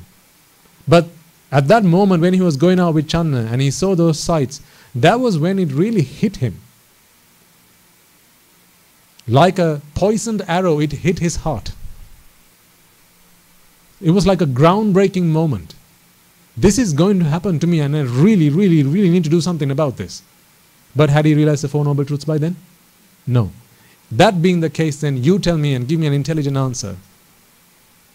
The first noble truth of suffering is that death is suffering, disease being suffering, decay being suffering, old age being suffering. Is that the first noble truth of suffering? Can it be that? Is it even possible that the first noble truth of suffering can be death, disease, decay, old age, despair, resentment, frustration, lamentation, sorrow, weeping? Can it be that?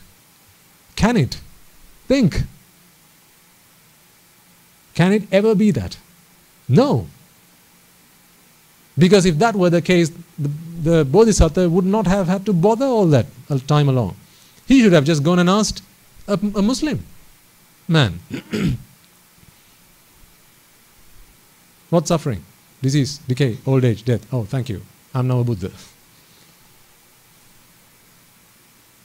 Do you realize then, ladies and gentlemen, that the first noble truth and the second noble truth and the third noble truth and the fourth noble truth, what is that? Suffering, more suffering, lots more suffering, and a great deal more suffering. That's how you see it, right? All Buddhism is talking about is suffering, suffering, suffering, suffering, suffering. But that's not the suffering that you've been experiencing in your life all along. When the Buddha attained Buddhahood, he proclaimed, he said, Never, ever before have I understood suffering. This is the first time in samsara that I have understood suffering. In this world full of its humans, devas, brahmas, demons, there is no one without my help who will be able to understand suffering. Is that why when you go to the cancer hospital, that man who's gasping for his breath, who's going to be dying tomorrow, he's crying because he's going to die tomorrow. Did he seek refuge with the Buddha? Had he taken instruction from the Buddha? No, he's a Muslim man. He's a Christian. He's a Hindu. Then that's not the suffering we need to talk about. That's not what suffering is. That suffering we all know. We've all felt. We've all experienced. The suffering that the Buddha talks about is not a suffering that you can experience. That every man and dog can. Yes or no, sir?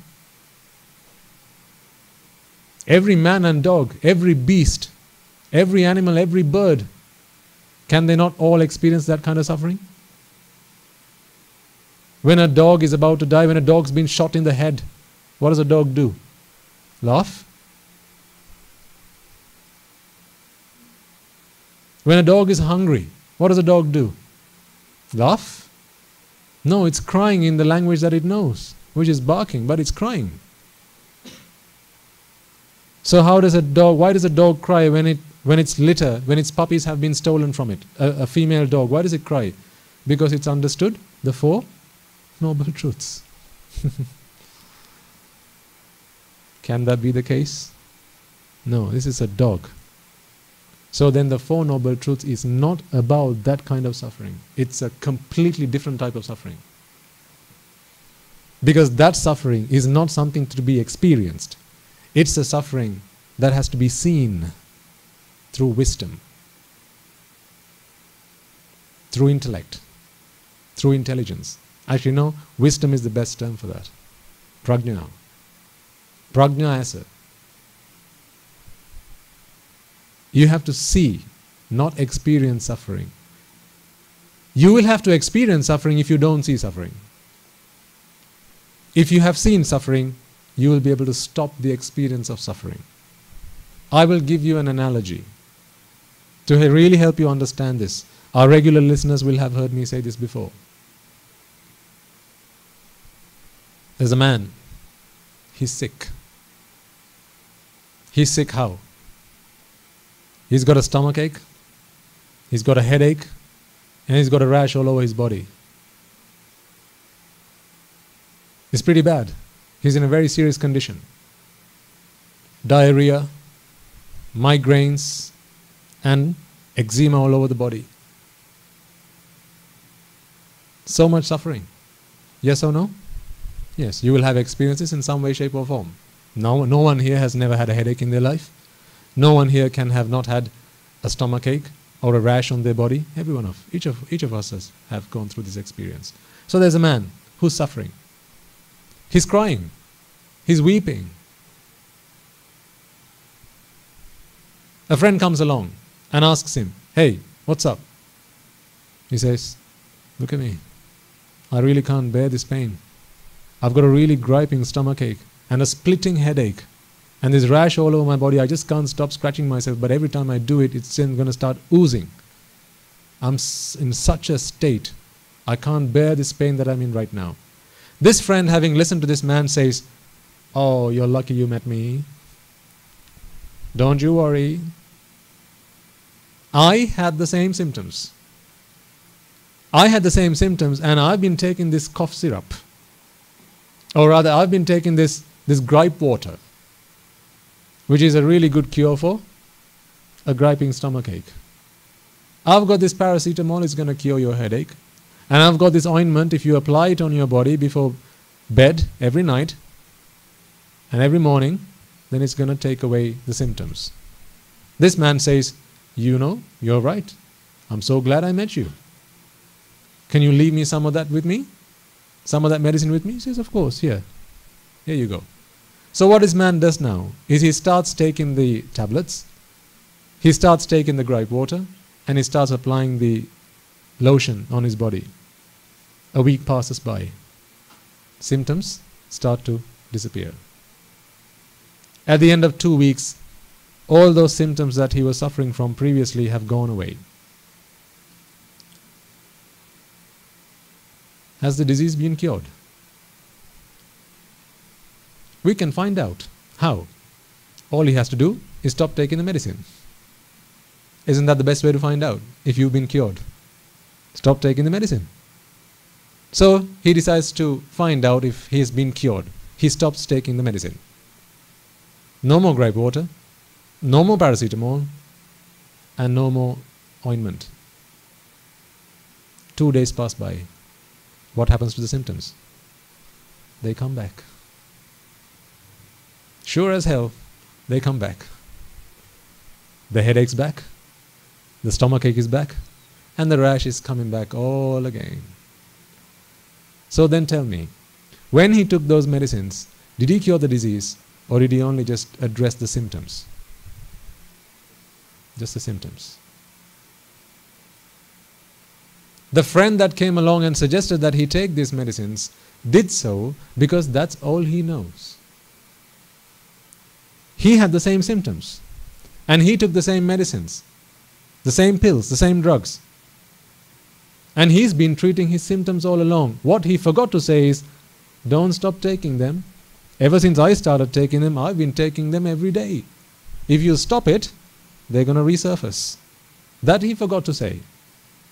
So now these symptoms have come back again. Again he's in bed, but he's taking the pills. And this time round another friend comes along and asks him, hey mister, why are you taking these pills every day? On your bedside, there's every time I come along, you've got medicines. What's the problem? And then he says, well, you know, I've got this headache, I've got this stomachache, and I've got this rash all over my body. The reason you can't see it is because I'm under medication. I'm taking these drugs. He says, how long have you been taking them? Well, ever since I met my old friend. For how long do you have to take them? For how long? For ever. Forever I have to take them. How do you know? Well, I stopped it 2 weeks after the symptoms disappeared, and what happened? Came back. Oh. Then this man says, aren't you glad you met me? He says, my dear friend, this is the best bit, so pay attention. He says, my dear friend, you know, I was just like you. I had these symptoms. I had a splitting headache, a griping stomachache, and a rash all over my body. And just like you, I met the other friend as well. He said, take these medicines, and which I did, to the letter. I followed the prescription to the letter. And 2 weeks later, sure and short, all my symptoms disappeared.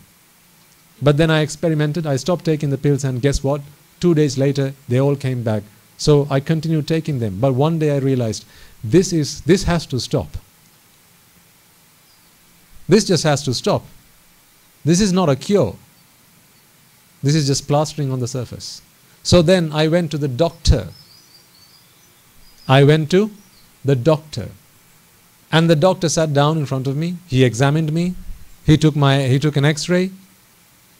He took a blood sample, a stool sample, a urine sample, and all types of samples that a doctor can take. And then finally he came back with the results and said, my dear man, you have ingested a bacteria. This bacteria has gone inside your body and it lives in your guts. That is the disease. What you are experiencing are the symptoms. It's not the disease. You're experiencing the symptoms. So now this doctor writes down a prescription. Tell me, on this prescription, what might you see? Paracetamol, griping water, lotion, or antibiotic? What might you see? Antibiotics. Why? What is the doctor giving this prescription for? To treat the symptoms or to treat the disease? To treat the disease. The doctor says, take this prescription for another 2 weeks, and the man follows this to the letter. He followed it to the letter. 2 weeks later, The symptoms have disappeared again. So what does he do? Let me check if I have been cured. He stops taking the antibiotics. A day passes by, 2 days pass by, 3 days pass by, week passes by, a fortnight, a month, 6 months. He's been cured, hasn't he? Because he treated the disease or the symptom? The disease. This is the suffering that the Buddha talks of. There are 2 types of suffering, ladies and gentlemen. One type of suffering are the symptoms of the disease. The second type of suffering is the disease. Symptoms of a disease we have all experienced. We all know how painful symptoms of a disease are. Yes or no? Yes. But does everyone know the ins and outs of a disease? No. This is why we go looking for whom? A doctor. A doctor who has gone through his study, 5 years worth of medical college, and then whatever exams that follow up, and then practicing, and then he understands the science behind this. When you go in front of the doctor and say it hurts, he says, yeah, okay, I get it, but that's not why you're here, is it? We've got to treat the disease. The suffering that the Buddha speaks of is the suffering or the disease that the doctor gave the prescription for. The suffering that we just talked about 10 minutes ago, death, disease, old age, decay, frustration, lamentation, sorrow, despair, losing things that we like, having to associate with people and things that we don't like. These are diseases or symptoms? These are all symptoms. Each and every one of them is a symptom. Avidya pacca sankhara, sankhara pacca vijnana, vijnana pacca namarupa, namarupa pacca salayatana, salayatana pacca passa, passa pacca vedana, vedana pacca tanha, tanha pacca upadana, upadana pacca bhava, bhava pacca jati, jati pacca jara marana shoka parideva dukkha domanasa eva metassa kevalassa dukkha khandasa samudaya hoti. Avidya to jati, disease. Jati pacca jara marana shoka parideva dukkha domanasa, symptoms.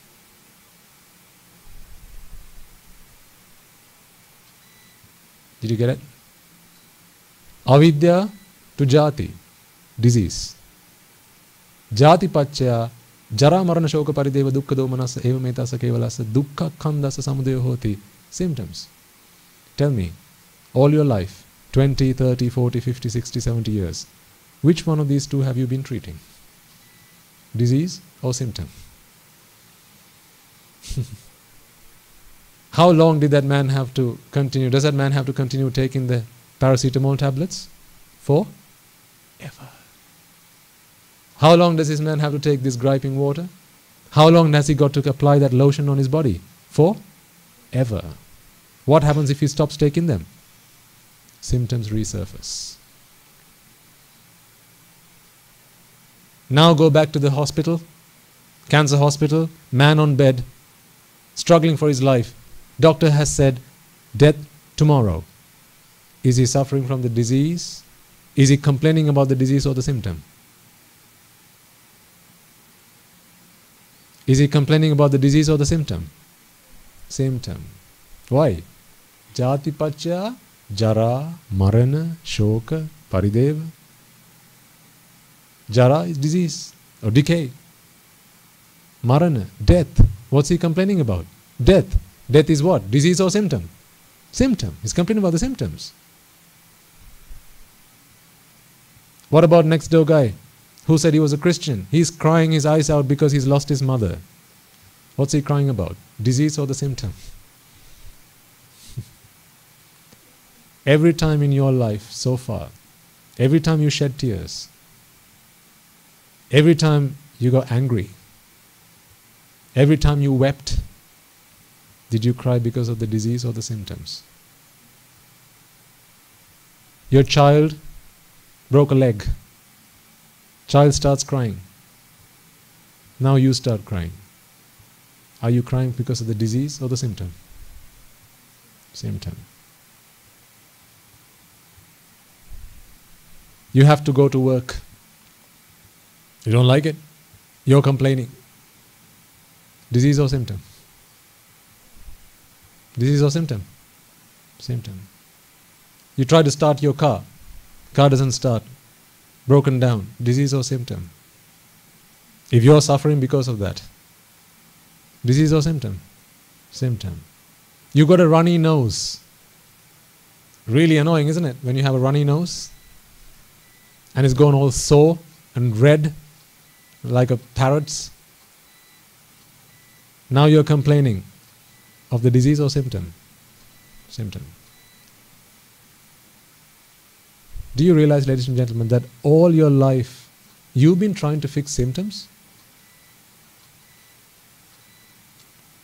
Don't worry about that. That's not your concern.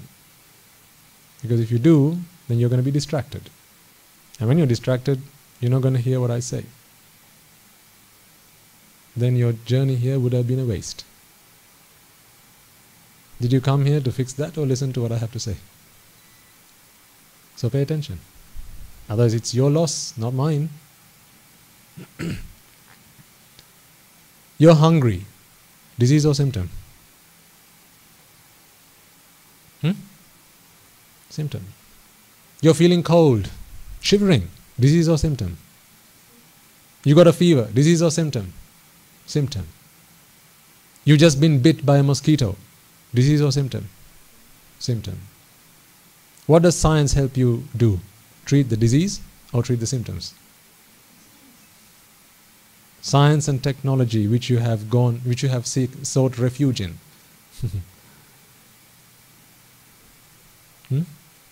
What does it help you treat? The disease or the symptom? Symptom. Why did you go to school? To learn to treat what? The disease or the symptom? The symptoms. Why did you go to university? Do you realize where this is going? Why did you start to do a job? To earn money, so you can buy all the things you like. What do you mean by that? Buy all the things you like. Because when you buy all the things you like, you don't have the problem that this lady spoke of before. What is that?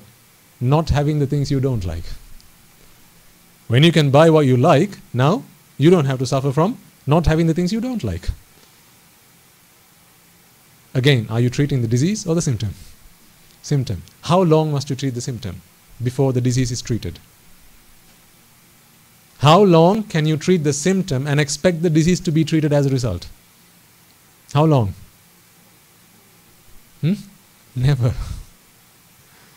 Never, ever, ever can you treat the symptoms and expect the disease to be gone, because if the disease is a bacterium that's gone into your body, the only thing that can treat that is an antibiotic. Not a paracetamol, not griping water, not a lotion that goes over your body. Those are the symptoms. Then old age, disease, decay, death, being hungry, being cold, fear of losing your loved ones.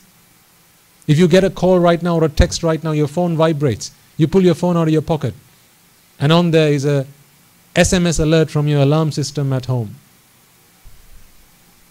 Burglar alert. Will you listen to the sermon from that point forward? No, you will hear it. You aren't going to be listening to it. Why? Now you are suffering from symptoms.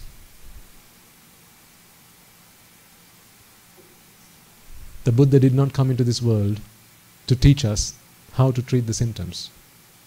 He came into this world to show us, here's the disease. Treat the disease, and then you don't have to worry about the symptoms. Treat the disease and you will never have to worry about the symptoms. I'm not talking about next birth. I'm not talking about previous births or or heavens and hells. Forget all of that. You don't have to believe in all of that to be a good Buddhist. That's not what Buddhist philosophy is for. I guarantee you don't have to accept any of that. You can consider it, but you don't have to accept it. Can I prove to you that there are hells? Can I give you an audio video presentation or send down a telescope down to the center of the earth and show you where the hell is? I don't know, maybe science will do that in future, but not today. So what proof do you have that there's a hell? What proof do you have that there's a heaven? What proof do you have that there's an afterlife? What proof do you have that there's life before this? Science is making advancements. Remember, science is not the truth. Science is not the truth. Science is an effort to get to the truth. That's what science is. It's a journey to find the truth. That's what science is. But science is not the truth. The truth is the truth. It's not science. This is why on the journey to get to the truth, the science might sometimes take a wrong detour. Now, if you have sought refuge in science, you're going to take the same detour. Everything's true until proven false. Everything's true in science until proven false. Every hypothesis is true until proven false. Every law and principle is true until proven false. But the truth is always the truth. So what is the truth? Here's the $1 million question. Because it's a $1 million question, I have to charge you all $1 million. How much did the Buddha charge us for this? How much did the Buddha charge you? You know, recently, during our meditation sessions, our Guru Swami Mahanse, he recites this karmasthana. I think a couple of days ago, when we sat down for meditation,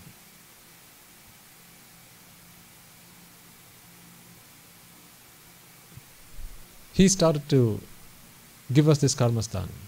He said, I'll say it in English, but we practice it in Sinhala.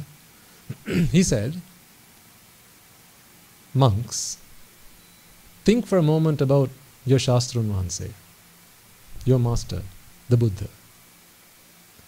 He asked us, when did the Buddha ever say, come to me walking on red hot ambers and I'm going to give you the path to salvation?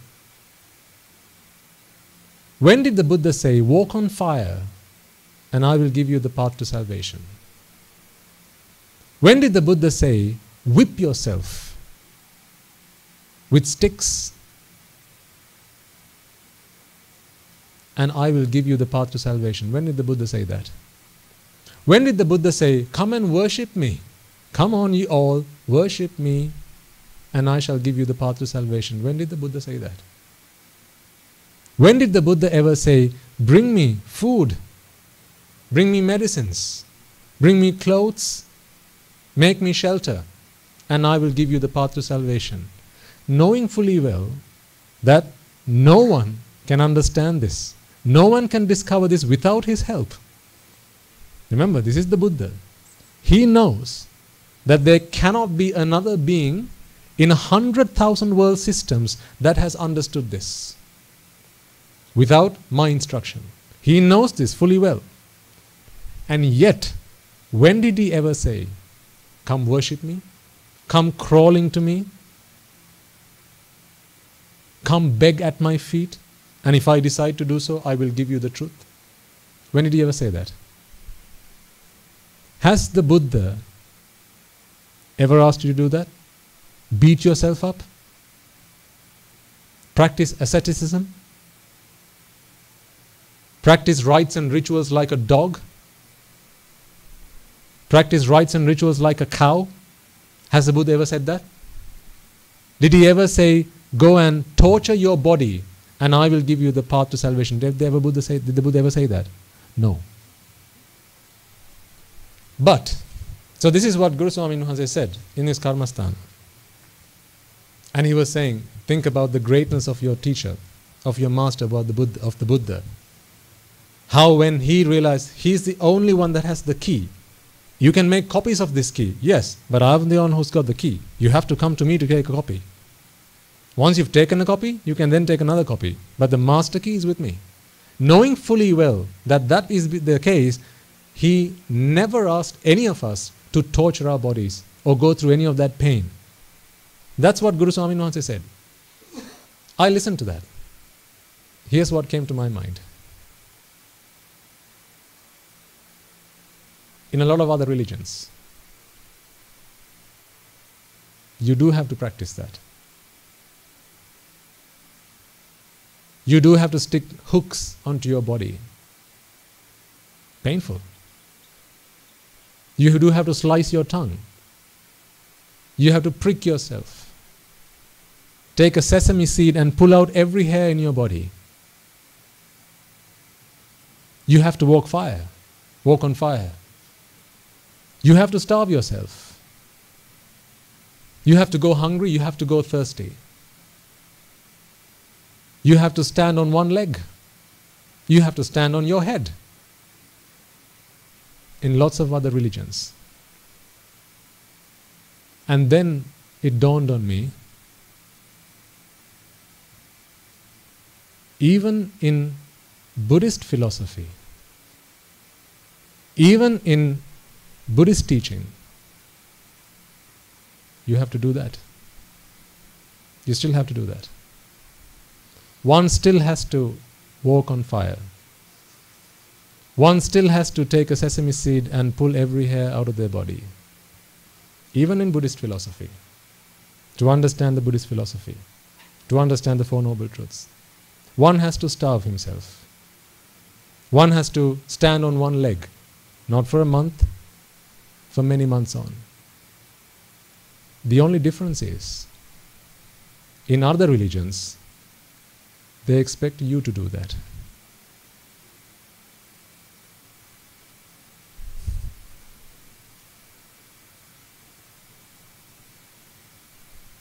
In the Buddha's dispensation,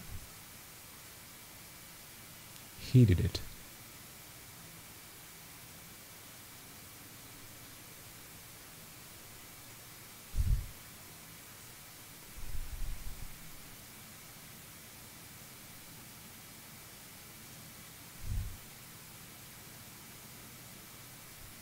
He walked on fire. He starved himself.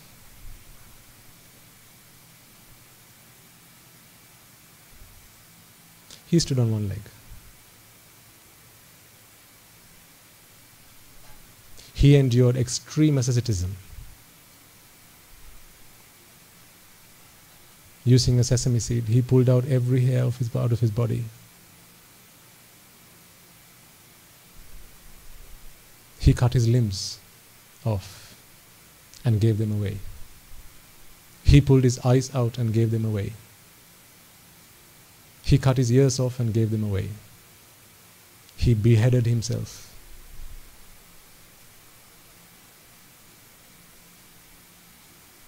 For our salvation.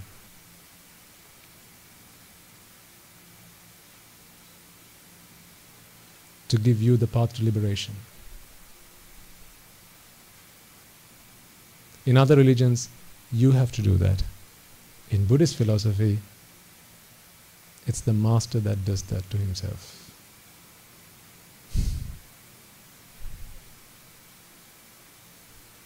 Thanks to the Buddha, you will never have to go through that pain again.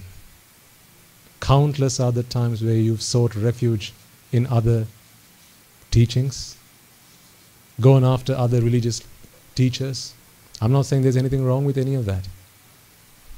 But the day you seek refuge in the Buddha, you can put a stop to undergoing physical torture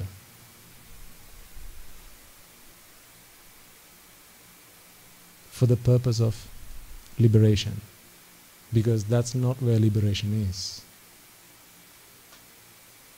The Buddha did it unto himself so that you don't have to do it to yourself. Do you realize how lucky you are? Do you realize how fortunate you are? When all our lives, madam, we've been treating the symptoms of our diseases and not even for a moment thinking to stop what might be the disease. We might have pondered, but never did we have the courage, the guts to go forth and seek. This is why we needed a Supreme Buddha to come and teach us this. You must realize this, ladies and gentlemen. Otherwise you don't realize the value of what you have. Every day I sit in front of the Bodhisattva statue and I look at it. Sometimes for many hours. And I think to myself, if he hadn't done this, I'd have had to go through this again. Do you think I wouldn't have starved myself in samsara? Don't you think you would have done that? To try and seek happiness? Don't you think you would have done that? But today you have the gift of Dhamma, the Buddha's teaching, the Buddha's doctrine, which teaches you, stop treating the symptoms. Treat the disease and the symptoms will look after themselves. So, what is the disease then? This is where we need to come back to. This is where it all starts and this is where it all ends. This is the crux of Buddhist philosophy that I'm just going to talk to you now. So even if you didn't listen to the rest of this sermon, pay attention now. What is the disease? What is the cause of the disease? What is the cessation of this disease? And what is the path to cessation of the disease? This is the Four Noble Truths. Not what are the symptoms, what are the causes of the symptoms, how do you cease the symptoms, and what is the path to ceasing the symptoms. That is not what Buddhist philosophy is. That's there in every religion. That's there in science. What is agriculture there for? To help you treat the disease or the symptom?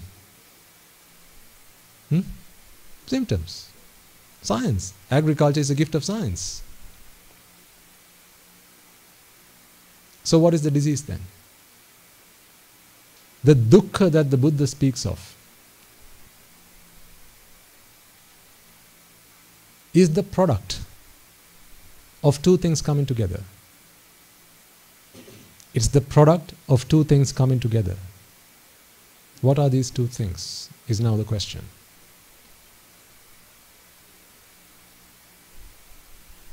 The world that we all live in. When I speak of the world, how do we know we live in a world? Actually, how do we know we live in a world? Is it not because you can see stuff happening? You can hear things, you can smell, you can taste, and you can touch. Isn't that how you know that there's a world out there? If I were to take away your 5 faculties, would you know about a world? No. So this is how you know that there's a world out there. The nature of the world, ladies and gentlemen, is that it's conditioned. What is it? What is it? Conditioned. Why? Because I say so, right? No, let's see if it is really conditioned. I told you, don't not just because I say so. Because if you do that, I'm going to teach you something that's false. Just out of spite. No, I'm not going to do that. That would split my head in 7 if I were to sit on this seat. Having sought the Buddha's permission to preach his Dhamma, this is why I worship him before I sit down. I ask for his permission. For me to sit down here and give you anything that is not in accordance with the Buddha's teaching would split my head in 7. So I'm not going to do that, don't worry. But pay attention. This world is conditioned. Not because I say so. Actually, not even because the Buddha said so. Let's take a really simple example. Fire. How do you light a fire? A really, really simple example. How does one light a fire? You look to your left or your right and you go, fire. That's how you light a fire, right? No?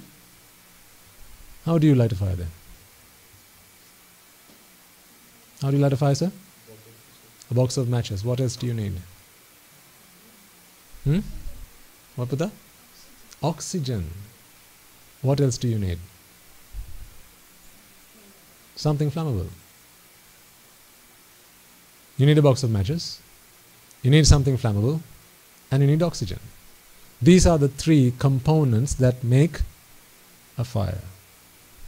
Not look into your left or look into your right and going, let there be fire.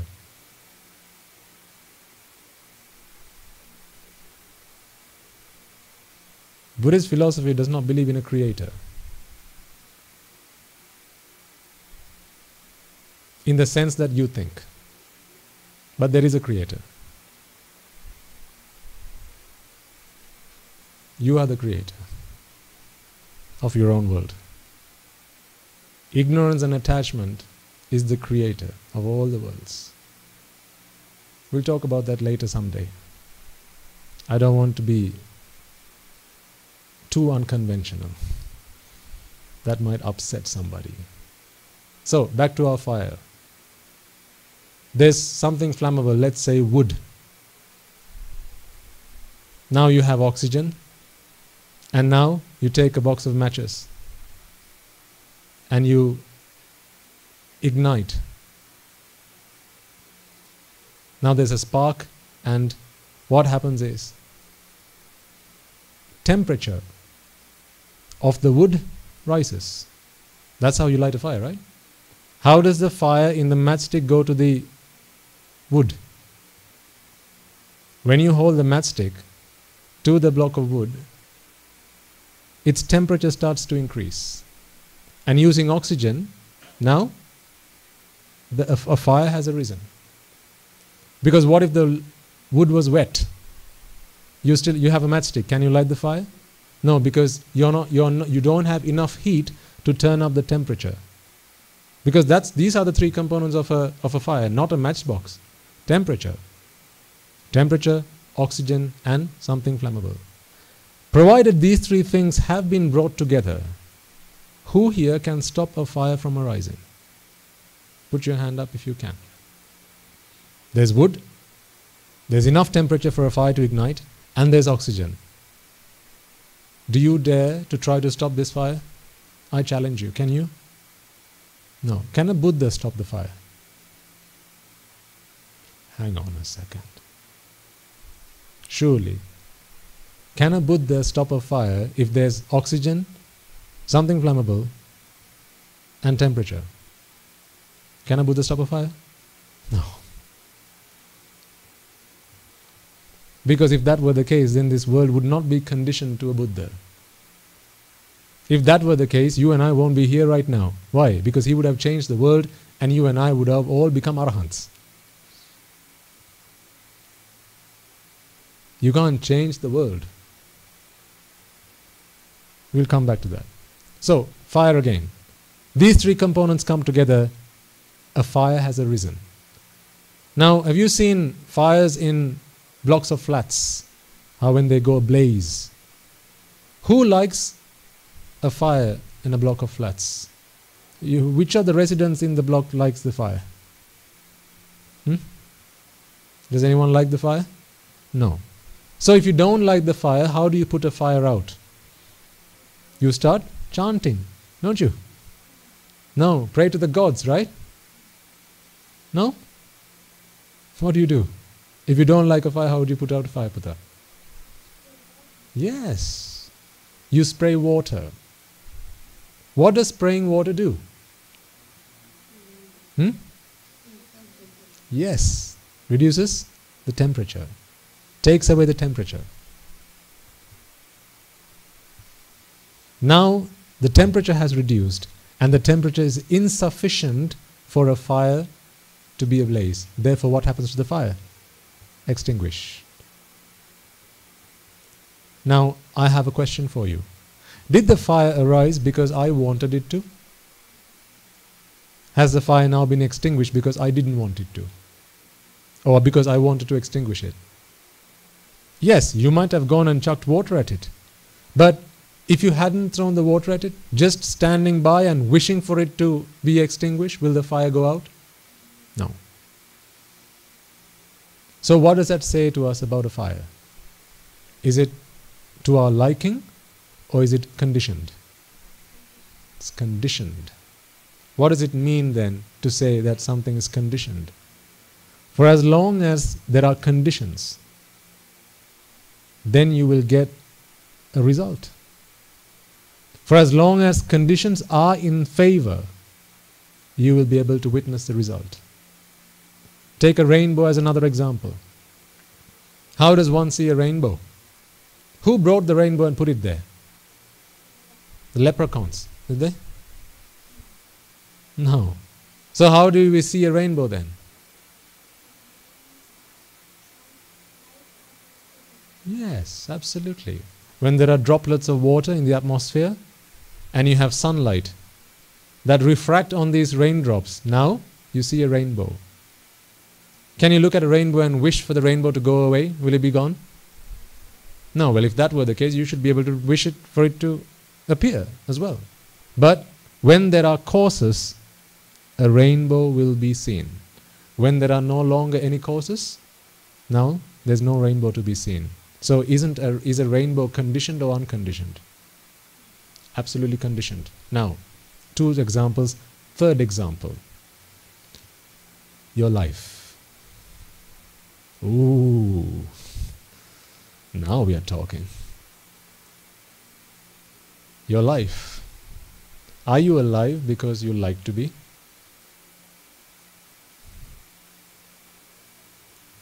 There's a really simple way to answer this question. Did your mother and father die because they didn't want to be alive? Did your grandparents die because they didn't want to be alive? If you're alive because you like to be, who here is going to die?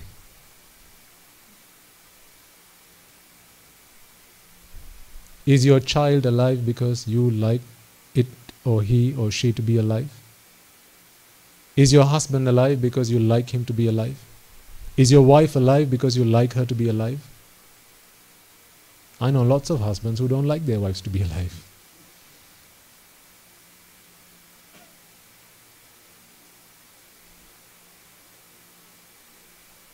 Is life unconditional or conditional? Conditional. The reason that you're alive right now, ladies and gentlemen, is because you have a heart that's going lub dub lub dub lub dub.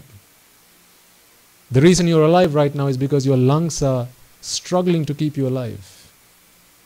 They're working extremely hard, pulling in oxygen or taking in air and extracting the oxygen from that, taking it all to your cells into the mitochondria, that's producing all the energy to keep you alive.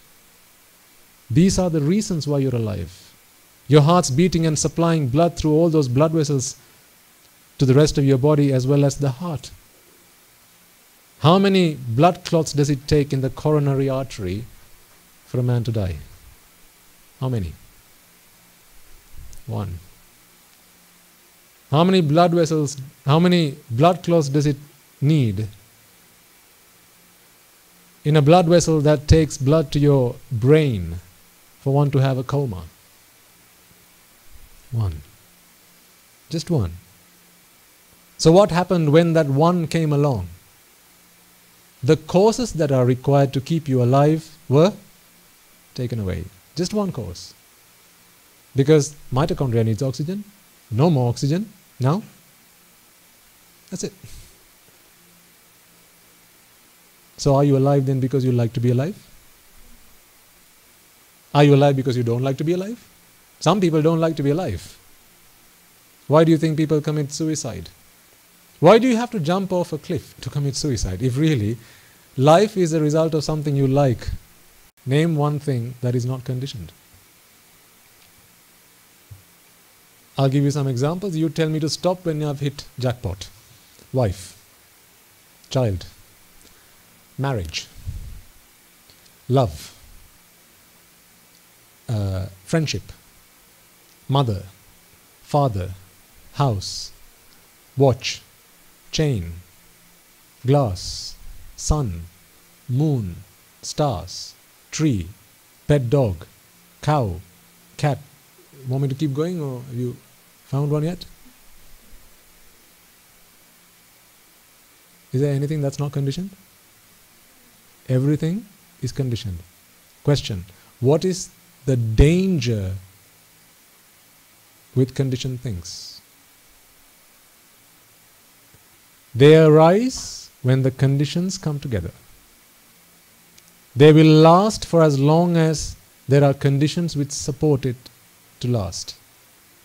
And when it's time for the conditions to bid farewell, what happens? It's time to say goodbye. Therefore, what's the danger? What happens if you attach yourself to a conditioned entity? When the conditions are there, it's going to rise. Now you go, hey, it's there. Beautiful, gorgeous. I'm going to attach myself. Attach. It'll prevail for as long as the conditions prevail. Now it's time for the conditions to bid farewell. How are you going to stop it? When it's time to pass away, how are you going to stop it? Did your mother ask for your permission before she kicked her last bucket? Did your father come and tell you, Puta, you know, I think I've lived in this world long enough. I've worked hard, I've earned you a lot of money. So if you wouldn't mind, I'm going to take my leave. Is that what your father said? What did he say? It's time to go. Can you do anything to stop it? Please? All this money I've earned, all my property, take everything. Doctor, please take everything you need. Please cure me. Please stop me from dying. Why? What was he attached to? A conditioned entity. What? Life. For as long as you attach yourself to a conditioned entity, be that an object, be that a person, be that an event, for as long as you attach yourself to a conditioned object, be prepared to do what? Be prepared to do what? Suffer. Suffer galore. For as long as you attach yourself to a conditioned object, be prepared to suffer. Now, what are the conditioned things you're attached to? Well, I gave some examples earlier on, didn't I? What are some of the things you are attached to? Let's go through that list again. Wife, son, daughter, husband, wife, mother, father, pet dog, your chihuahua, cow, what else? Your coat, your glasses, your haircut, your face, your complexion, your wristwatch. Name one thing at home that you're not attached to. And then name one thing at home that's not conditioned. All the ornaments in your showcase, why did they come there? Is it because I liked them and I went and put them there? No, who put them there? You put them there. Why? Because you really didn't like them? No, because you loved them. Name one ornament that's not conditioned. What is the nature of all conditioned things? For as long as there are conditions in its favor, it will arise. For as long as the conditions will prevail, it will prevail. And when it's time to bid farewell, now it's time to say goodbye. That, ladies and gentlemen, is the disease. When it passes away, now you start crying. That's the symptom. You attached. That's the disease. There are two things I said come together to create suffering in this world. One, conditioned world. Two, attachment.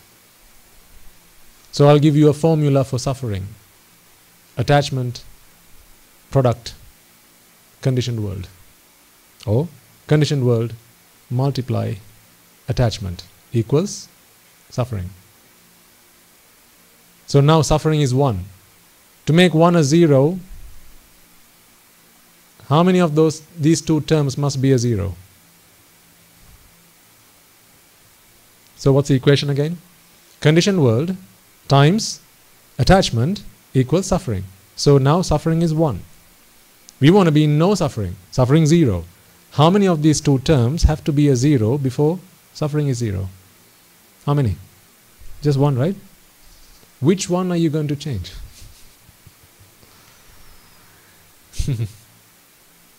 Which one would you like to change? Oh, okay. Before you answer that, let me ask you this question. Which one have you been trying to change?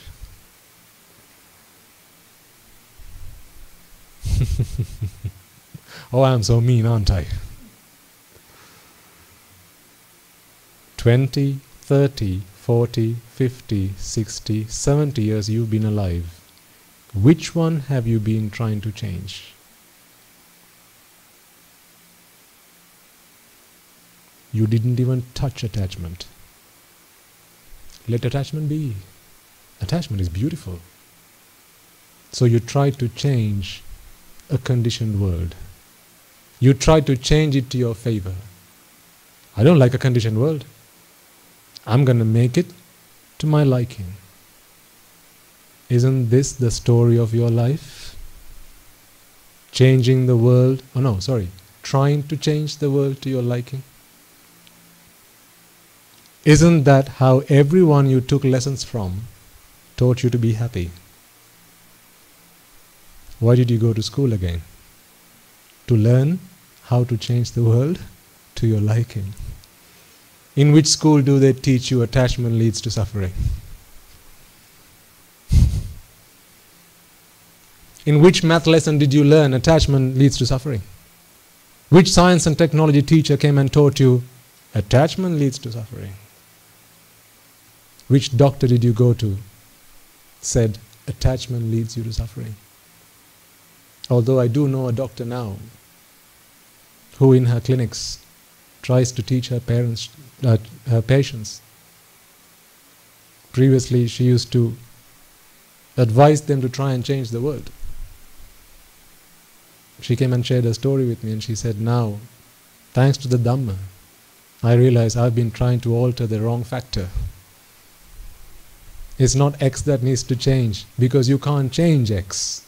Change Y. X is a conditioned world. Y is attachment. Z is the answer. Suffering. Think, ladies and gentlemen, which one have you been trying to change all your life? Name one thing you tried to do to stop attachment. Until you listen to the Dhamma, give me one thing you did.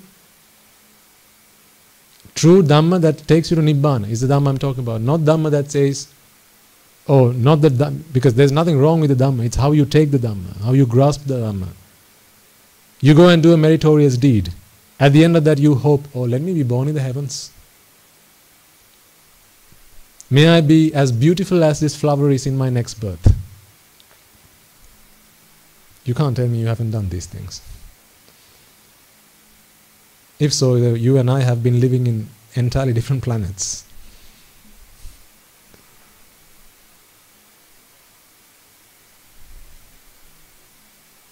What is the heavens? Conditioned or unconditioned? Which heaven is unconditioned? Is it Chatur Maharajika, Tusita, Yame, Nimmana Ratiya, or Paranimita Vasavartiya? Which one? Which one is unconditioned? Okay, well, maybe the Brahma worlds then. Which Brahma world is unconditioned? The Rupavachara Brahma worlds or the Arupavachara Brahma worlds?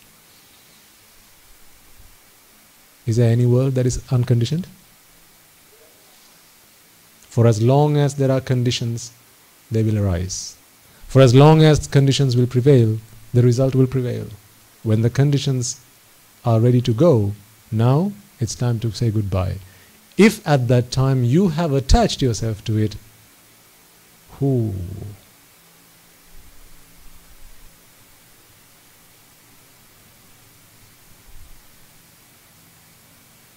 That is the disease. Attachment is the disease. 4 noble truths the Buddha spoke of. The first noble cause, or the first noble truth of suffering. He said, there's a world that's conditioned. You're attached to it. Therefore you're suffering. First noble truth of suffering. Then he went on to say, what is the cause for suffering? All along you and I thought, conditioned world is the cause for suffering. The Buddha says, no. You got it wrong. Conditioned world is not the cause for suffering. Attachment is the cause for suffering. Just think, ladies and gentlemen, all your lives, didn't everyone that you came across teach you to attach yourself to something? Didn't they give you value about something? Increase the value in your mind? Didn't they always praise something? I'm not talking about good qualities. Didn't they always try to teach you to attach yourself to something? From the moment you came into this world, your parents, Puta, work hard, earn a lot of money, buy a big house, marry a good wife, be happy. What did they teach you? Attach. Yes or no? Buy a good car. What did they teach you? Attach. What about your friends? What did your friends teach you? Attach. Yes or no? There's a great investment. You should get involved. What did they say? Oh, there's a conditioned world out there. Stock market. What should you do? Attach. There's gold. Attach. I did that. I attached. What was I left with? Piles and piles and piles, heaps and heaps and heaps, and truckloads of suffering. Truckloads of suffering. Because everything I attached to was a conditioned entity. If you want to be happy, given that you tell me your purpose in life is to be happy, ladies and gentlemen, if all your life what you've been doing up until this point is trying to change a conditioned world to your liking, remember the fire did not arise because you wanted it to arise. Remember you are not alive because you want to be alive. Remember that your parents aren't alive because you want them to be alive. But are you not still attached to them? Are you not attached to your children? Aren't your children conditioned? When it's time for your child to go, snake bites, child gets into an accident, heart attack, brain tumor, lung cancer, taken to hospital. Doctor says 2 weeks. Now you'll spend every dollar, every penny, every rupee that you have to treat your child. To do what? Treat the disease or treat the symptom? Symptom. Again you fall for it. You're not crying because you're sorry for your child, remember. You're crying for yourself. Why do you only treat your child? What about the child next door?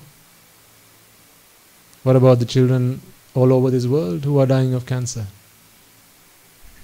I'll give you a choice. You'll be given $1 million rupees, $1 million, whatever. Your child's got a cancer. Kandasami's son in Jaffna, he's got a cancer too. Which one of these 2 children would you choose to treat? Should I even bother asking? Why is it not even a choice? Why do you not even have to think twice? One you're attached to, other you couldn't care less. So you keep your attachment and you try to treat the symptom.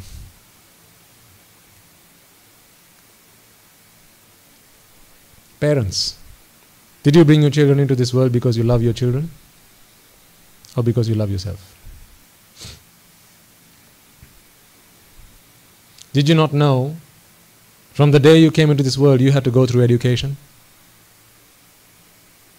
All the tuition classes you had to run to, all the times you got beaten up, scolded at, yelled at.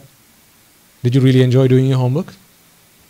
Again, if that's the case, you and I have lived in entirely different planets. Did you like sitting down and writing exams? Did you like doing your scholarships? Did you like doing your O-levels and A-levels? Did you like work? Do you still like working hard for a living? If I were to give you 3 square meals, all the food and lodgings you need, would you not consider even staying at home? How many times have you been wounded? How many times have you had splitting headaches, backaches, stomach aches, cramps, toothaches? You wanted to go to the toilet but couldn't. You didn't want to go to the toilet but it's going. How many times? Did you not realize that the child you are bringing into this world is going to go through exactly the same things?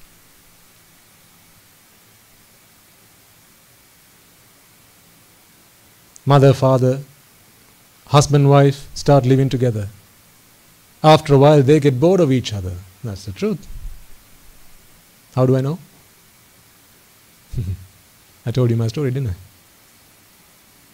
And then, let's spice things up. Let's bring along a child.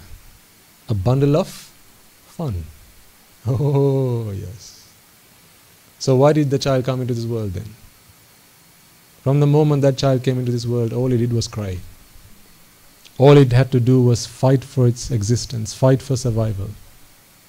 You know how cruel the world is. If the world's so cruel now, you know how it's going to be like in 50 years' time. You brought a child into this world that's going to live for the next 50 years. You're not going to be around then.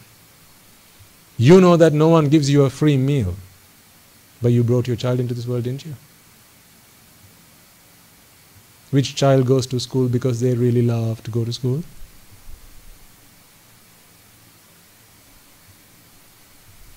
Did you bring a child into this world because you love the child or you love yourself? Did you not ask yourself, after us, who's going to look after all these things we've earned for ourselves? All our property, all our money. Someone's got to be the heir to all of this. You can't just pass it on to the next door neighbor. Can you? No. It has to be your child. So, let's bring someone along who can piggyback all this stuff that I've been piggybacking all along. Think. I'm giving you things to think about. By the way, I'm not saying children now go start hating your parents. It is thanks to them that you've come into this world and now you have a great blessing that is this human life. If you weren't born a human, how would you have been listening to, how would you be listening to this sermon? If you are a preta, if you are a spirit or a demon or a being in the 4 great hells, how would you listen to this sermon? You wouldn't have a chance. Thanks to your parents, you were able to come into this world. But parents, you didn't bring them into this world because you loved them. So I'm thinking it from both perspectives. So you can't say I'm unfair. I asked my mother, why did you bring me into this world? She said, because I love you. I said, you didn't even know who I was. How did you love me? When you decided to bring me into this world, you didn't even know whether I was black or white, male or female, whether I was going to be disabled, handicapped. How many parents dish their children, throw their children into the toilet because they have come into this world and now they're handicapped? Why do they do that? Is it because they love their child? There's only one person you love in this world. Who's that?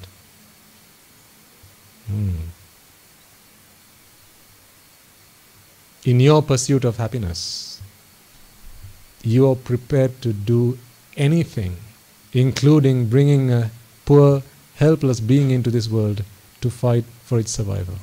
You will even do that.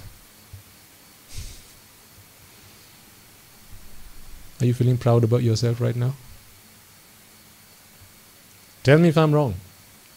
If I'm wrong, then please correct me. From the child's perspective, entirely different story, I must admit. From the child's perspective, it is because the parents decided to be, or even by mistake. This is why Guru Swami says, even if you're a fatherless child, as in you don't know your father, still that man who might have raped your mother and as a result of which she became pregnant, and therefore you came into this world, that is still your father. That man might be a drunkard, might be a waste of time, waste of space, but still, that's your father. That's from the child's perspective.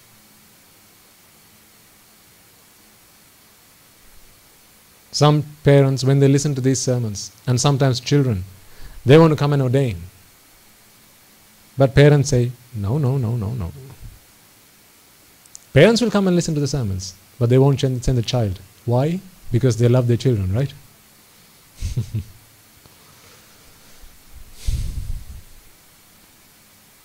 If they love their children, and a child genuinely understands that the reason I'm suffering is not because of a conditioned world, it's because of attachment. But every moment I live in this world, all that people I associate tell me, attach, new film, let's go watch. New song, download, listen, beautiful songs. New restaurant, let's go try it. What's this? Attach. I haven't gone into that level on this sermon, but our regular listeners will know how with every chitta that arises and passes away, you're suffering. In future sermons we'll talk about that. Or you can listen to previous sermons. How with every second, you're suffering 1 billion times every second. Right now this might seem like fiction. Listen to sermons, or come along to future sermons, and we will talk about this stuff. But that is the truth. And when a child genuinely understands that, and they decide, enough is enough. Thank you, Mamma, Tata, that I have come into this world. But I have to make this the last time I come into this ruthless, meaningless, essenceless, futile existence. And for that I need the association of noble and moral people. Not these time wasters that I have to live my life with at work, at school, parties. I'm not saying all people out there are bad, but what I'm saying is, if they are not a Sotapanna, how many people you know are Sotapannas? If the world out there are not Sotapannas, then they have not understood what suffering is. For as long as they have not understood what suffering is, what are they trying to do? Change which factor? X or Y? X, which is change a conditioned world to their liking. You can't blame them. That's all they know. So if that's all they're doing, what are they going to teach your children to do? Change the world to your liking. Will they ever find happiness doing that? Have you? Did your parents? Your grandparents? If they had no hope, what hope do your children have? Remember, they're going into a world 50 years from now. You're not going to be around after the next 10, 20 years. But your children will. Provided they're going to have a natural death. If the world that we live in today is so corrupted, imagine what it's going to be in 50 years. If you don't give them the gift of Dhamma, you might as well chop their heads off right now. Because if not, they're going to go and chop someone else's head. And for that, they will have to suffer for many millions of eons, again in the 4 great hells. All they're asking you, Amma, Tata, please teach me how to be happy. Please, I don't know the first thing about this world. I don't know what a doctor is, I don't know what a lawyer is, I don't know what an engineer is. People say these things out loud. Big people, tall people, fat people, they all come and ask me, Putta, what do you want to be? And I say, I don't know, I just want to be happy. And they say, no, no, no, you can't be like that, you have to have an ambition. You have to be a doctor. Okay. Now the child goes and asks Amma, Amma, what's a doctor? The child doesn't know any of this. All the child is asking you is, how do I be happy? And if you're teaching them, change X and you'll be happy.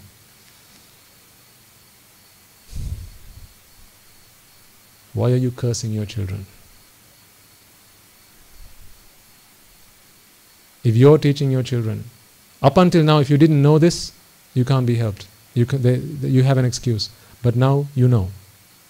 Now if you're still teaching your children to be happy, change X, then you are the biggest curse that has been bestowed upon them? Yes or no? Am I saying something I shouldn't be? Am I corrupting your minds? Am I? Am I not speaking the truth? Tell me if I'm not, and I will stop. But this is the truth. No one told me. For 30 years of my life, no one told me this. When I came across my Guru Swami Nuhanse, that's when I got to listen to the Dhamma.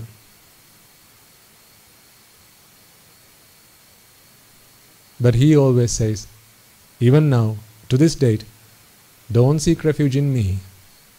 Seek refuge in the Buddha, in the Dhamma, in the Sangha.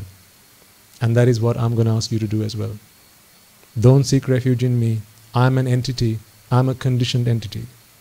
But the Buddha, Dhamma and the Sangha, they're not conditioned entities. The Buddha is not the person, which we have spoken about in the past. The Buddha, Dhamma and the Sangha are ultimate truths. They will be truth forever. Attach yourself to the truth, you'll be okay. Attach yourself to a lie, that'll be the biggest fallacy. That'll be the biggest disaster of your lives.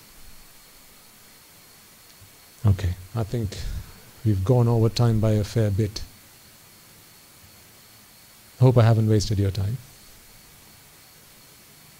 So, I know you have a long way back, just as much as a long way you came here, right?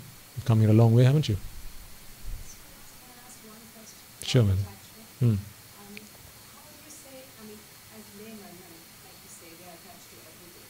So how should we look at things? Is it looking at it as how do you not attach yourself? Okay. The question you asked me, madam, you don't realize how profound it is. I can talk about it for the next 3 hours.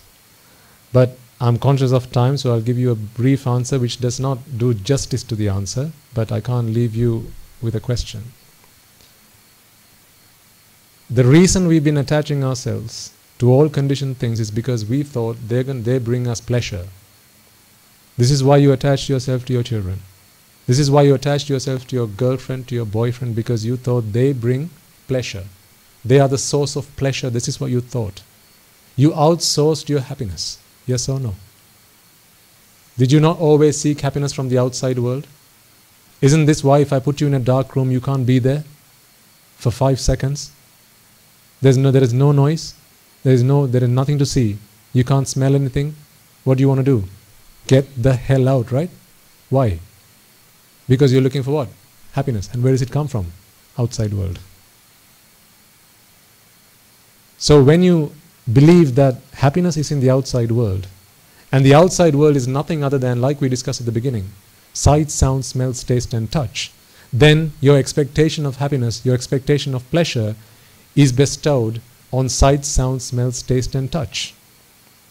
This is where you look for happiness. But the problem with that is all conditioned things, including sight, sound, smells, taste and touch, are conditioned. For as long as there are causes, they will arise. For as long as there are causes, they will persist. And when the causes when it's time for the causes to go away, disappear, now it will cease to exist, pass away. Isn't this what you have attached yourself to? The problem is you've attached yourself to it. Now it's passing away. How is that going to make you feel? When did you ever cry because next door neighbor's mother passed away? When did you cry? You didn't, did you? No, but you cried when your mother passed away. So is the cause for suffering passing away or your mother passing away? Is it mother passing away or my mother passing away? What's the difference in those two statements? Mother pass away, my mother pass away. Pick out the factor that's uncommon between those two terms, those two statements. My.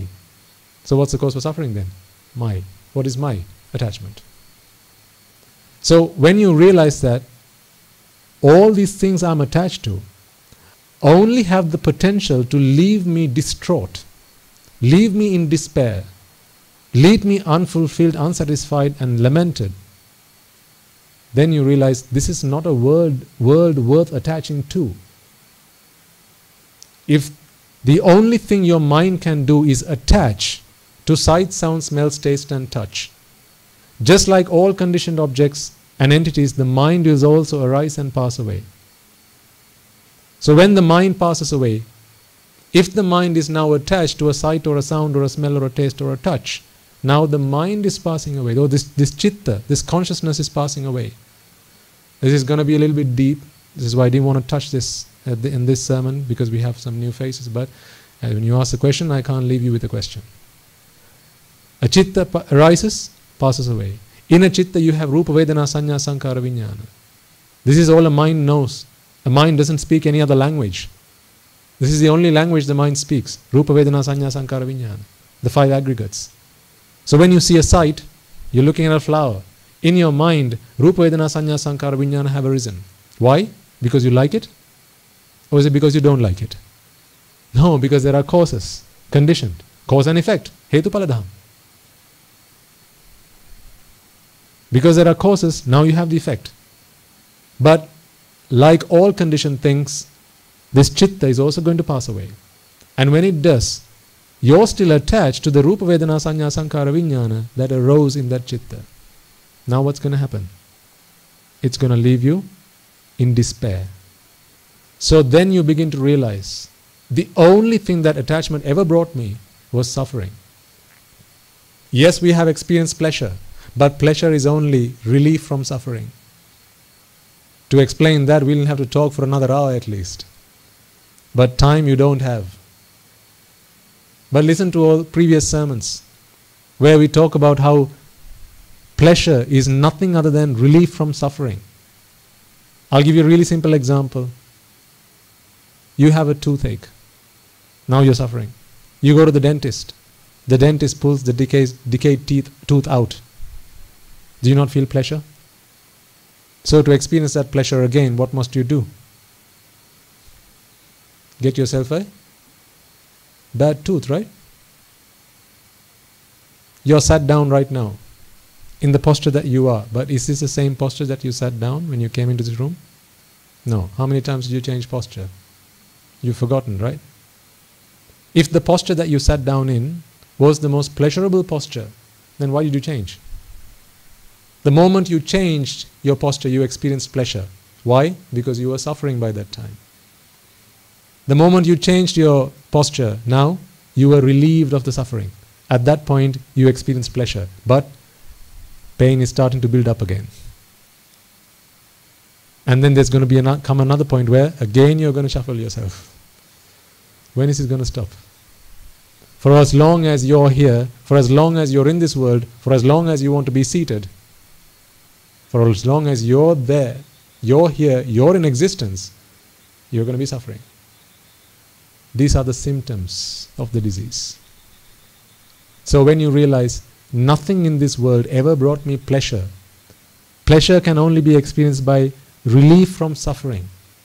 Whether it's physical or mental, still, relief from suffering. That's the only way you can experience pleasure. So we have to talk about this in more detail. In previous sermons, you'll be able to cover some of that. When you realize that, then you begin to understand sight, sound, smell, taste and touch never brought me any pleasure. But these are the things I'm attached to. So if they never brought me pleasure, and the only thing that they are capable of is bringing me pain and suffering, why attach? That is what anicca is. Vexatious. The only thing that they can bring you is suffering. That is their nature. Why? Arises and passes away. Why? Causes there, arise. Causes prevail, prevails. Causes go, pass away. That is their nature. If that is their nature, then the only thing that they are capable of leaving you with is suffering. They never brought you pleasure. That being the case, then this world is anicca. That being the case, attachment to this world is going to leave you in suffering, dukkha. That being the case, is there any meaning to attaching to this world? Anatta. Anatta, na artha. There's no meaning. Meaningless, useless, futile, essenceless. Not anitya dukkha anatma. I can't explain this in anitya dukkha anatma. This is why you have to understand this doctrine. Anicca dukkha anatta. Every time. So that was a very concise and very brief, like I said, I didn't do justice to your question, but thank you for asking the question because it might have been useful to a lot of people. If you come along to future sermons, and we can discuss this in more detail, but also please try and find some time to listen to previous sermons. Because I don't want to talk every day about how I started my life and the things that I had to go through and the happiness that I sought in my life, because, let bygones be gones. We need to talk about now and what we have to do from this point forward. But the reason I share some of my stories with you is because these are some of the dreams, goals and hopes and ambitions that you have for yourself. I went down that road. It's just a bad rabbit hole. Don't be the Alice that walks down that. Alice did it once. Let's not be another Alice. You have the Buddha. For as long as, what? You're alive. And you're going to be alive for how long? For how long as you like to be alive, right? For as long as there are causes that keep you alive, you will be alive. For as long as you are alive, you have the Buddha, the Dhamma, the Sangha. The only key to unlocking this mystery. The only key. That's why Natti me saranang anyam buddho me saranang varang. That's why Natti me saranang anyang dhammo me saranang varang. That is why Natti me saranang anyang sangho me saranang varang.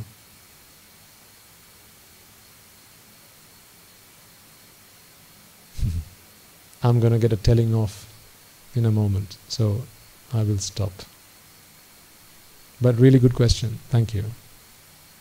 Listen to previous sermons. I think we've done about 70 odd sermons now. If not the very first ones, at least the last 10 or so, if you can, listen to them when you come along to the next sermon. Then, I don't like talking. I really do, because it's quite tiring. But when you're here, I can't just come and continue from where we left off last week, because it's going to leave a lot of you perplexed. What the hell is he going on about? Anicca? What's that? Rupa Vedana Sanya Sankara? What is that? Yes, you've heard of it before. But you heard it. Didn't listen to it. There's a difference. Okay. So if there are no more questions for now, we'll conclude the sermon, because I know you have a long way to go. And is that okay? Before we do so, let us take a moment to chant the Ari Maitreya. I think last week we chanted in English, so this time we'll do it in Sinhala. And then we'll transfer the merits that we have all acquired, and then we'll conclude the sermon.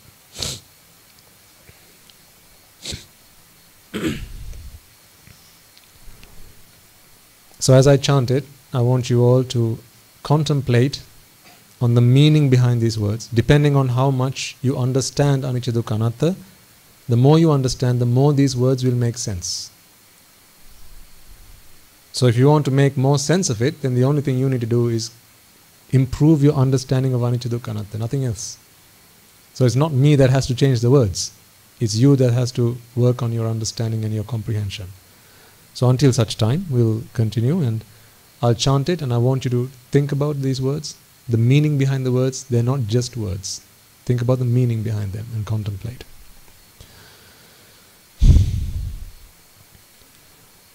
Mamada siyalu loka siyalu satvayo sansara dahayen midetva sansara rogayen midetva sansara ginnen midetva sansara bhayen midetva sansara anduren midetva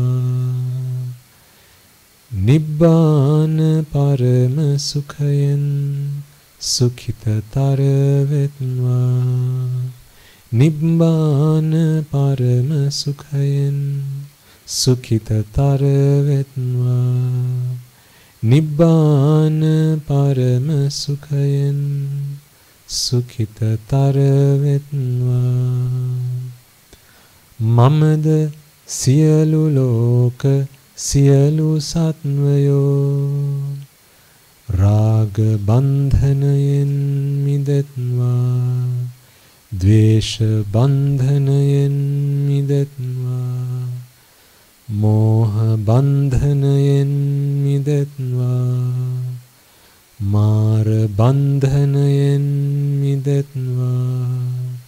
නිබ්බාන පරම සුඛයෙන් සුඛිතතර වෙත්වා. නිබ්බාන පරම සුඛයෙන් සුඛිතතර වෙත්වා. නිබ්බාන පරම සුඛයෙන් සුඛිතතර වෙත්වා.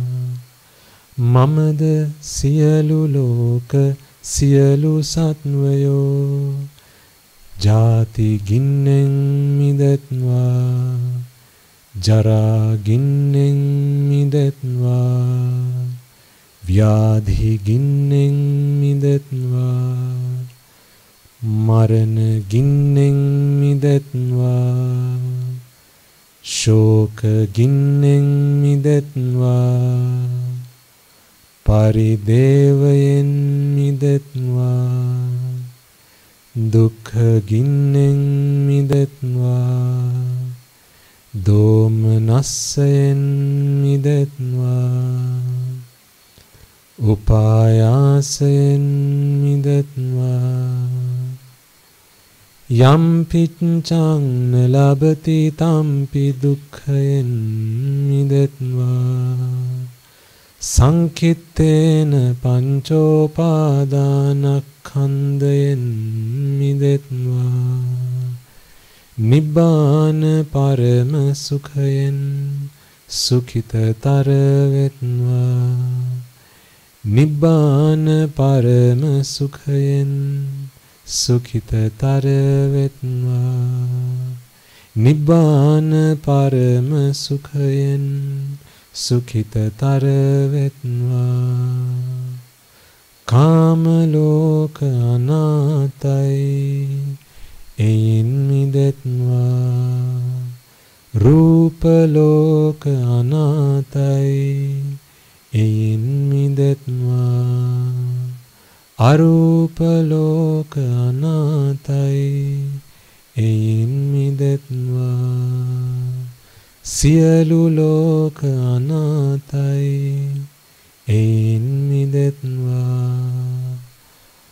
අතහැරීම නාතයි අතහැරීම වෙත්වා. නොඇල්ම නාතයි නොඇල්ම වෙත්වා. මිදීම නාතයි මිදීම වෙත්වා. නිවනම නාතයි නිවනම වෙත්වා. නිවනම නාතයි නිවනම වෙත්වා. නිවනම නාතයි නිවනම වෙත්වා. නිවනම නාතයි නිවනම වෙත්වා. නත්ති මේ සරණං අඤ්ඤං බුද්ධෝ මේ සරණං වරං. නත්ති මේ සරණං අඤ්ඤං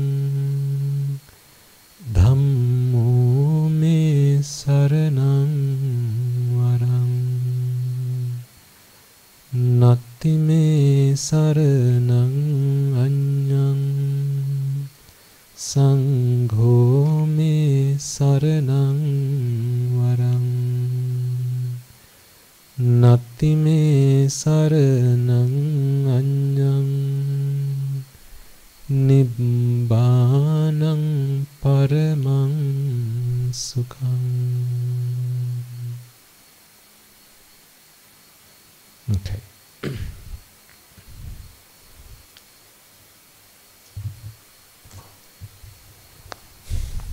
You know the courage you had to find happiness doing all those things to try and change the world? You never gave up, did you? Now if you understand the Dhamma, if you have begun to at least understand that this is the only refuge we have, this is the only path to salvation, then don't give up. The same vigor, the same determination, the same resolve with which you applied yourself to seek happiness in the world, a path has been cleared up. It's open. All you have to do is use the same vigor, the same determination, the same resolve to practice the Dhamma. First listen to the Dhamma, become a Sotapanna, then practice the Dhamma. You can't practice the Dhamma without understanding it, and you can't become a Sotapanna without listening to it. You can't meditate and become a Sotapanna. You can't read a book and become a Sotapanna. You have to listen to the Dhamma. And that sermon has to be delivered at least by someone who's also a Sotapanna. Now that's not me saying I'm a Sotapanna. Don't infer. Okay? That's not me saying I'm a Sotapanna. But if you want to become a Sotapanna, you have to listen to the Dhamma sermon at least by someone who's a Sotapanna. Because those Margapalas are not things that we shout out to the world and talk about. It's a very personal, it's a very private thing. The day you become a Sotapanna, who else has to know? Your colleagues? Actually, you can check if you are really a Sotapanna by who else knows that you're a Sotapanna. That's a good measure. If every man and his dog knows that you're a Sotapanna, if everyone in a 10-mile radius knows that you're a Sotapanna, what are you? A Hadda Prutagjana. That's what you are. Because these are not things to shout out of the rooftops. These are very personal things, very private things. There's even a Parajika that the Buddha proclaimed for a bhikkhu who claims that he has Margapala or great human qualities, which includes dhyana, for the purpose of fame, for the purpose of glory, for the purpose of receiving goods and delights and pleasures. If you claim that you have these things, then you are a Parajika. So it's not something that we need him to talk about. But each and every one of you must make a firm resolve to be there, to get there. And it's down to you to go and seek them out. They are few and far between, but they're there. They are there. And how do you know a Sotapanna when you see one? They have an aura, right? What color is a Sotapanna's aura? Oh no, they can walk on water, right? No, they only walk looking down at the floor, right? That's how you gauge a Sotapanna? Are they in robes, Sotapannas? No. Are only men who are Sotapannas? No. Don't judge a book by its cover.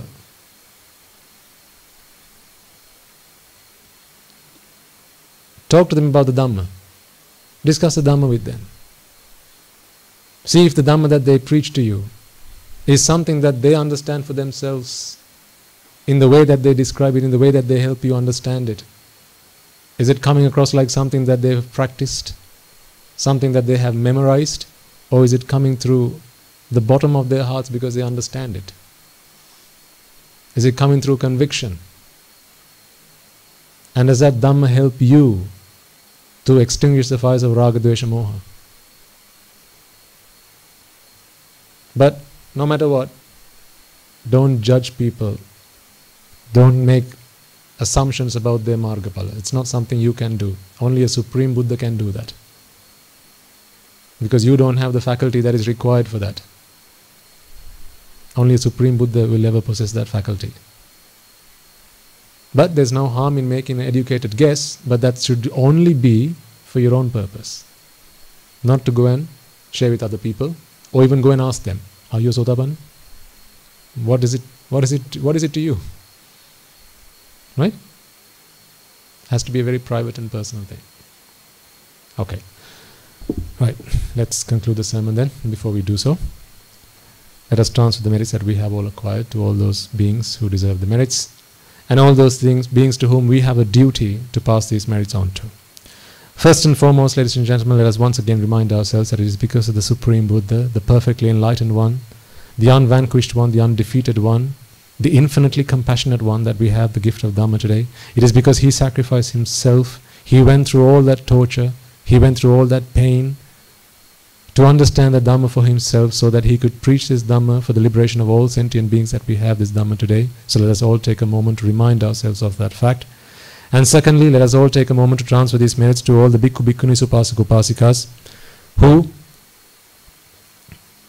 all the way down from the Buddha protected and preserved the Dhamma in the form of the Tripitaka, and also in the form of practicing the Dhamma and preaching the Dhamma, and now that has passed down to us through the ancestors. It is thanks to them, it is thanks to their sacrifice, their dedication, their commitment, that today we have the Dhamma. Even despite times where there were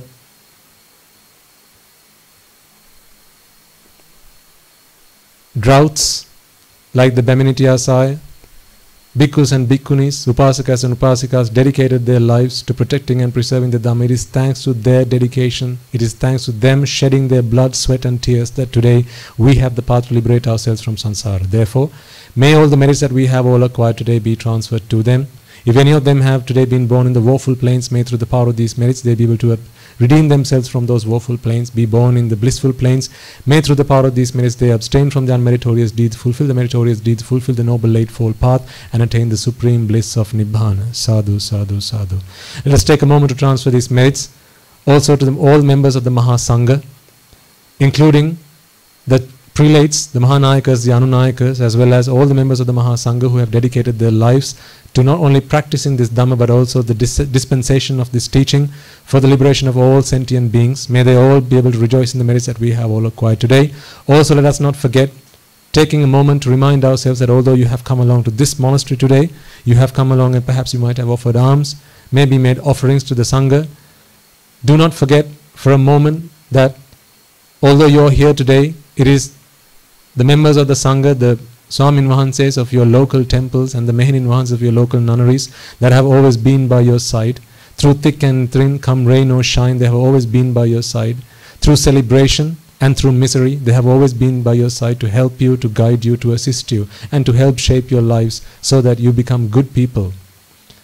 It is because of them that today you are able to understand the Dhamma. It is perhaps because of them that today you have some faith in the Dhamma. It is they who have dedicated time from their lives to teach your children, to send them to give them Dhamparsal education, as well as do SIL programs and things like that. They themselves donned robes with one purpose in mind, with one determination in mind, and that was to attain the supreme bliss of Nibbana. However, today they have dedicated time out of their lives for your betterment, for your benefit. Therefore, may all the merits that we have all acquired today be transferred to them. May they all rejoice in the merits that we have all acquired today. May through the power of these merits they abstain from the unmeritorious deeds, fulfill the meritorious deeds, fulfill the noble eightfold path, and attain the supreme bliss of Nibbana. Sadhu, sadhu, sadhu. Let us take a moment also to transfer merits to everyone and anyone that might have helped make this event a success, from our Guru Swamin Vahanse, who has always been my teacher and whose Dhamma it is that I practice and I understand and preach to you, as well as all the other monks resident in this monastery who look after the daily going-ons, as well as preparing the venue for this sermon by arranging this stage, which has been decorated as an offering to the Dhamma, not to me, but the Dhamma. It is they who have taken the trouble, made the efforts to make your stay here as pleasurable as possible, arranging furniture and making this venue available for your easy listening. Therefore, may they all rejoice in the merits that we have all acquired today, as well as the Anagarikas who are also resident at the monastery, as well as the members of the Dharmayai Obai Punyabare, the trust charity, or the charity trust. members who dedicate their lives to making sure that this Dhamma is propagated, gets to you, and you're able to attain the supreme bliss of Nibbana. So may they all rejoice in the merits we have all acquired today. Also, let us take a moment to transfer merits to our parents and our teachers who have dedicated their lives to our upbringing. Through our very formative years, they have always guided us, assisted us, and showed us the way, to helped us to abstain from unmeritorious deeds, helped us to fulfill meritorious deeds. So may they all rejoice in the merits that we have all acquired today. Let us also take a moment to transfer merits to all those ancestors that have predeceased us, mothers, fathers, uncles, aunts, brothers, sisters, nephews, nieces, grandparents, and so on and so forth, as well as our teachers, not just in this birth but also in our previous births. May they all rejoice in the merits that we have all acquired today, as well as anyone and everyone who might have assisted us, supported us, given us any form of assistance in any way, shape or form throughout our infinitely long journey in samsara. If there is any debt that we owe to them, may these merits repay such debts. May through the power of these merits, if any of them have been born in the woeful planes, they be able to redeem themselves and be born in the blissful planes. May through the power of these merits they abstain from the unmeritorious deeds, fulfill the meritorious deeds, fulfill the noble eightfold path, and attain the supreme bliss of Nibbana. Sadhu, sadhu, sadhu. Let us also take a moment to transfer merits to the members of the armed forces. It is thanks to them that today we have a country in which we can live in peace and harmony. They dedicated and sacrificed their lives to protecting and preserving our country, fought a 30-year-old long bloody war in which many people were injured, many people died. It is because they sacrificed their lives that today we are able to live in peace and harmony despite our differences, despite our difference in beliefs and opinions and so on and so forth. May they all rejoice in the merits that we have all acquired today, as well as members of the police force who dedicate themselves to the peace and harmony of our country. May they all rejoice in the merits that we have all acquired today. It is thanks to them, ladies and gentlemen, remember that you are able to come along here in peace and harmony, listen to this sermon, because if it was not for them, you would not have the freedom of time, you would not have the privilege of time or this opportunity to listen to these sermons. So therefore, they all deserve the merits that we have all acquired today. May through the power of these merits, if any of them have been born in the woeful plains, may they be able to redeem themselves. May through the power of these merits, they abstain from the unmeritorious deeds, fulfill the meritorious deeds, fulfill the noble eightfold path, and attain the supreme bliss of Nibbana. Sadhu, sadhu, sadhu. Let us also take a moment to transfer merits to all men and women who might have lost their lives in natural calamities such as the tsunamis, storms, hurricanes, so on and so forth, not just in Sri Lanka but throughout the world. There may be those beings who have been your friends, may have been your family, but also there may be others who have not been friends or family, but only in this birth. In many births in samsara, all of them will have been our mothers, all of them will have been our fathers, brothers, sisters, many, countless times. May through the power of these merits, if any of them have today been born in the woeful plains, they be able to redeem themselves and be born in the blissful plains. May through the power of these merits, they abstain from the unmeritorious deeds, fulfill the meritorious deeds, fulfill the noble eightfold path, and attain the supreme bliss of Nibbana. Sadhu, sadhu, sadhu. Let us also take a moment to transfer merits to all those men and women who have dedicated themselves to leading this country, developing this country, protecting this country. It is thanks to them that today you and I have the freedom of time and space to come along and listen to these sermons. If not for them, you and I will today have to be leading this country. You and I today will have to be developing this country. You and I will have to today will have to be protecting this country. Therefore, may through the power of these merits, they be able to abstain from the unmeritorious deeds, fulfill the meritorious deeds, fulfill the noble eightfold path, and attain the supreme bliss of Nibbana. Sadhu, sadhu, sadhu. Also, let us take a moment to transfer merits to anyone and everyone who might have helped you to get here today, either through providing you with transport, or perhaps by inviting you to be here, or perhaps by giving you a CD through which you got to learn about these sermons and came along. May they all rejoice in the merits that we have all acquired today. As well as that, let us take a moment to transfer merits to everyone and anyone who might be your co-workers, your colleagues. It is because of them that today you are able to be here today. Perhaps some of them are today looking after your ventures, your enterprises, your businesses, your workplaces, and thanks to them that today you are able to be here. May they all rejoice in the merits that we have all acquired today. Whatever shape or form, whatever way anyone might have helped you, assisted you, it might have been by offering you a glass of water, it might have been washing your clothes, ironing them, and these are the clothes that you're wearing right now.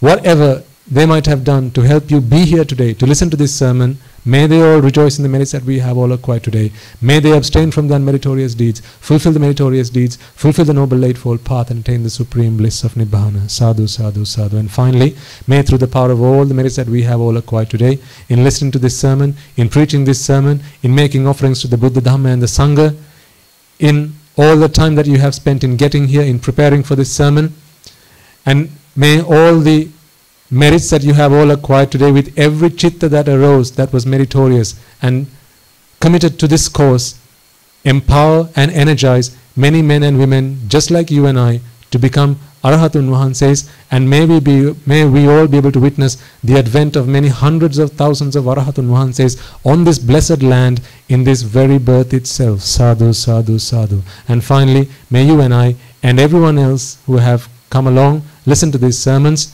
taken part, helped in any way, shape or form, be able to become one of those Arahatun Wahanses, one of those Arahat Mehenin Wahanses in the era of the Gautama Supreme Buddha itself, in this very human birth itself. Sadhu, sadhu, sadhu. The members of the Mahasangha will now transfer their blessings to you. Raga ginnen midetva, dvesha ginnen midetva, moha ginnen midetva, nibbana parama sukhayen sukhita taravetva, nibbana parama sukhayen sukhita taravetva, mamada siyalu loka siyalu satvayo, nibbana parama sukhayen sukhita taravetva, nibbana parama sukhayen sukhita taravetva, nibbana parama sukhayen sukhita taravetva. Tunuruwange suvisi ananta mahaguna belen silu loka silu sattayoma nibbana parama sukhayen sukhita taravetva. May I and all beings in all worlds be freed from the fire of desire. May I and all beings in all worlds be freed from the fire of aversion. May I and all beings in all worlds be freed from the fire of delusion. May I and all beings in all worlds attain the supreme bliss of Nibbana. May the noble triple gem be with you all. Sadhu, sadhu, sadhu.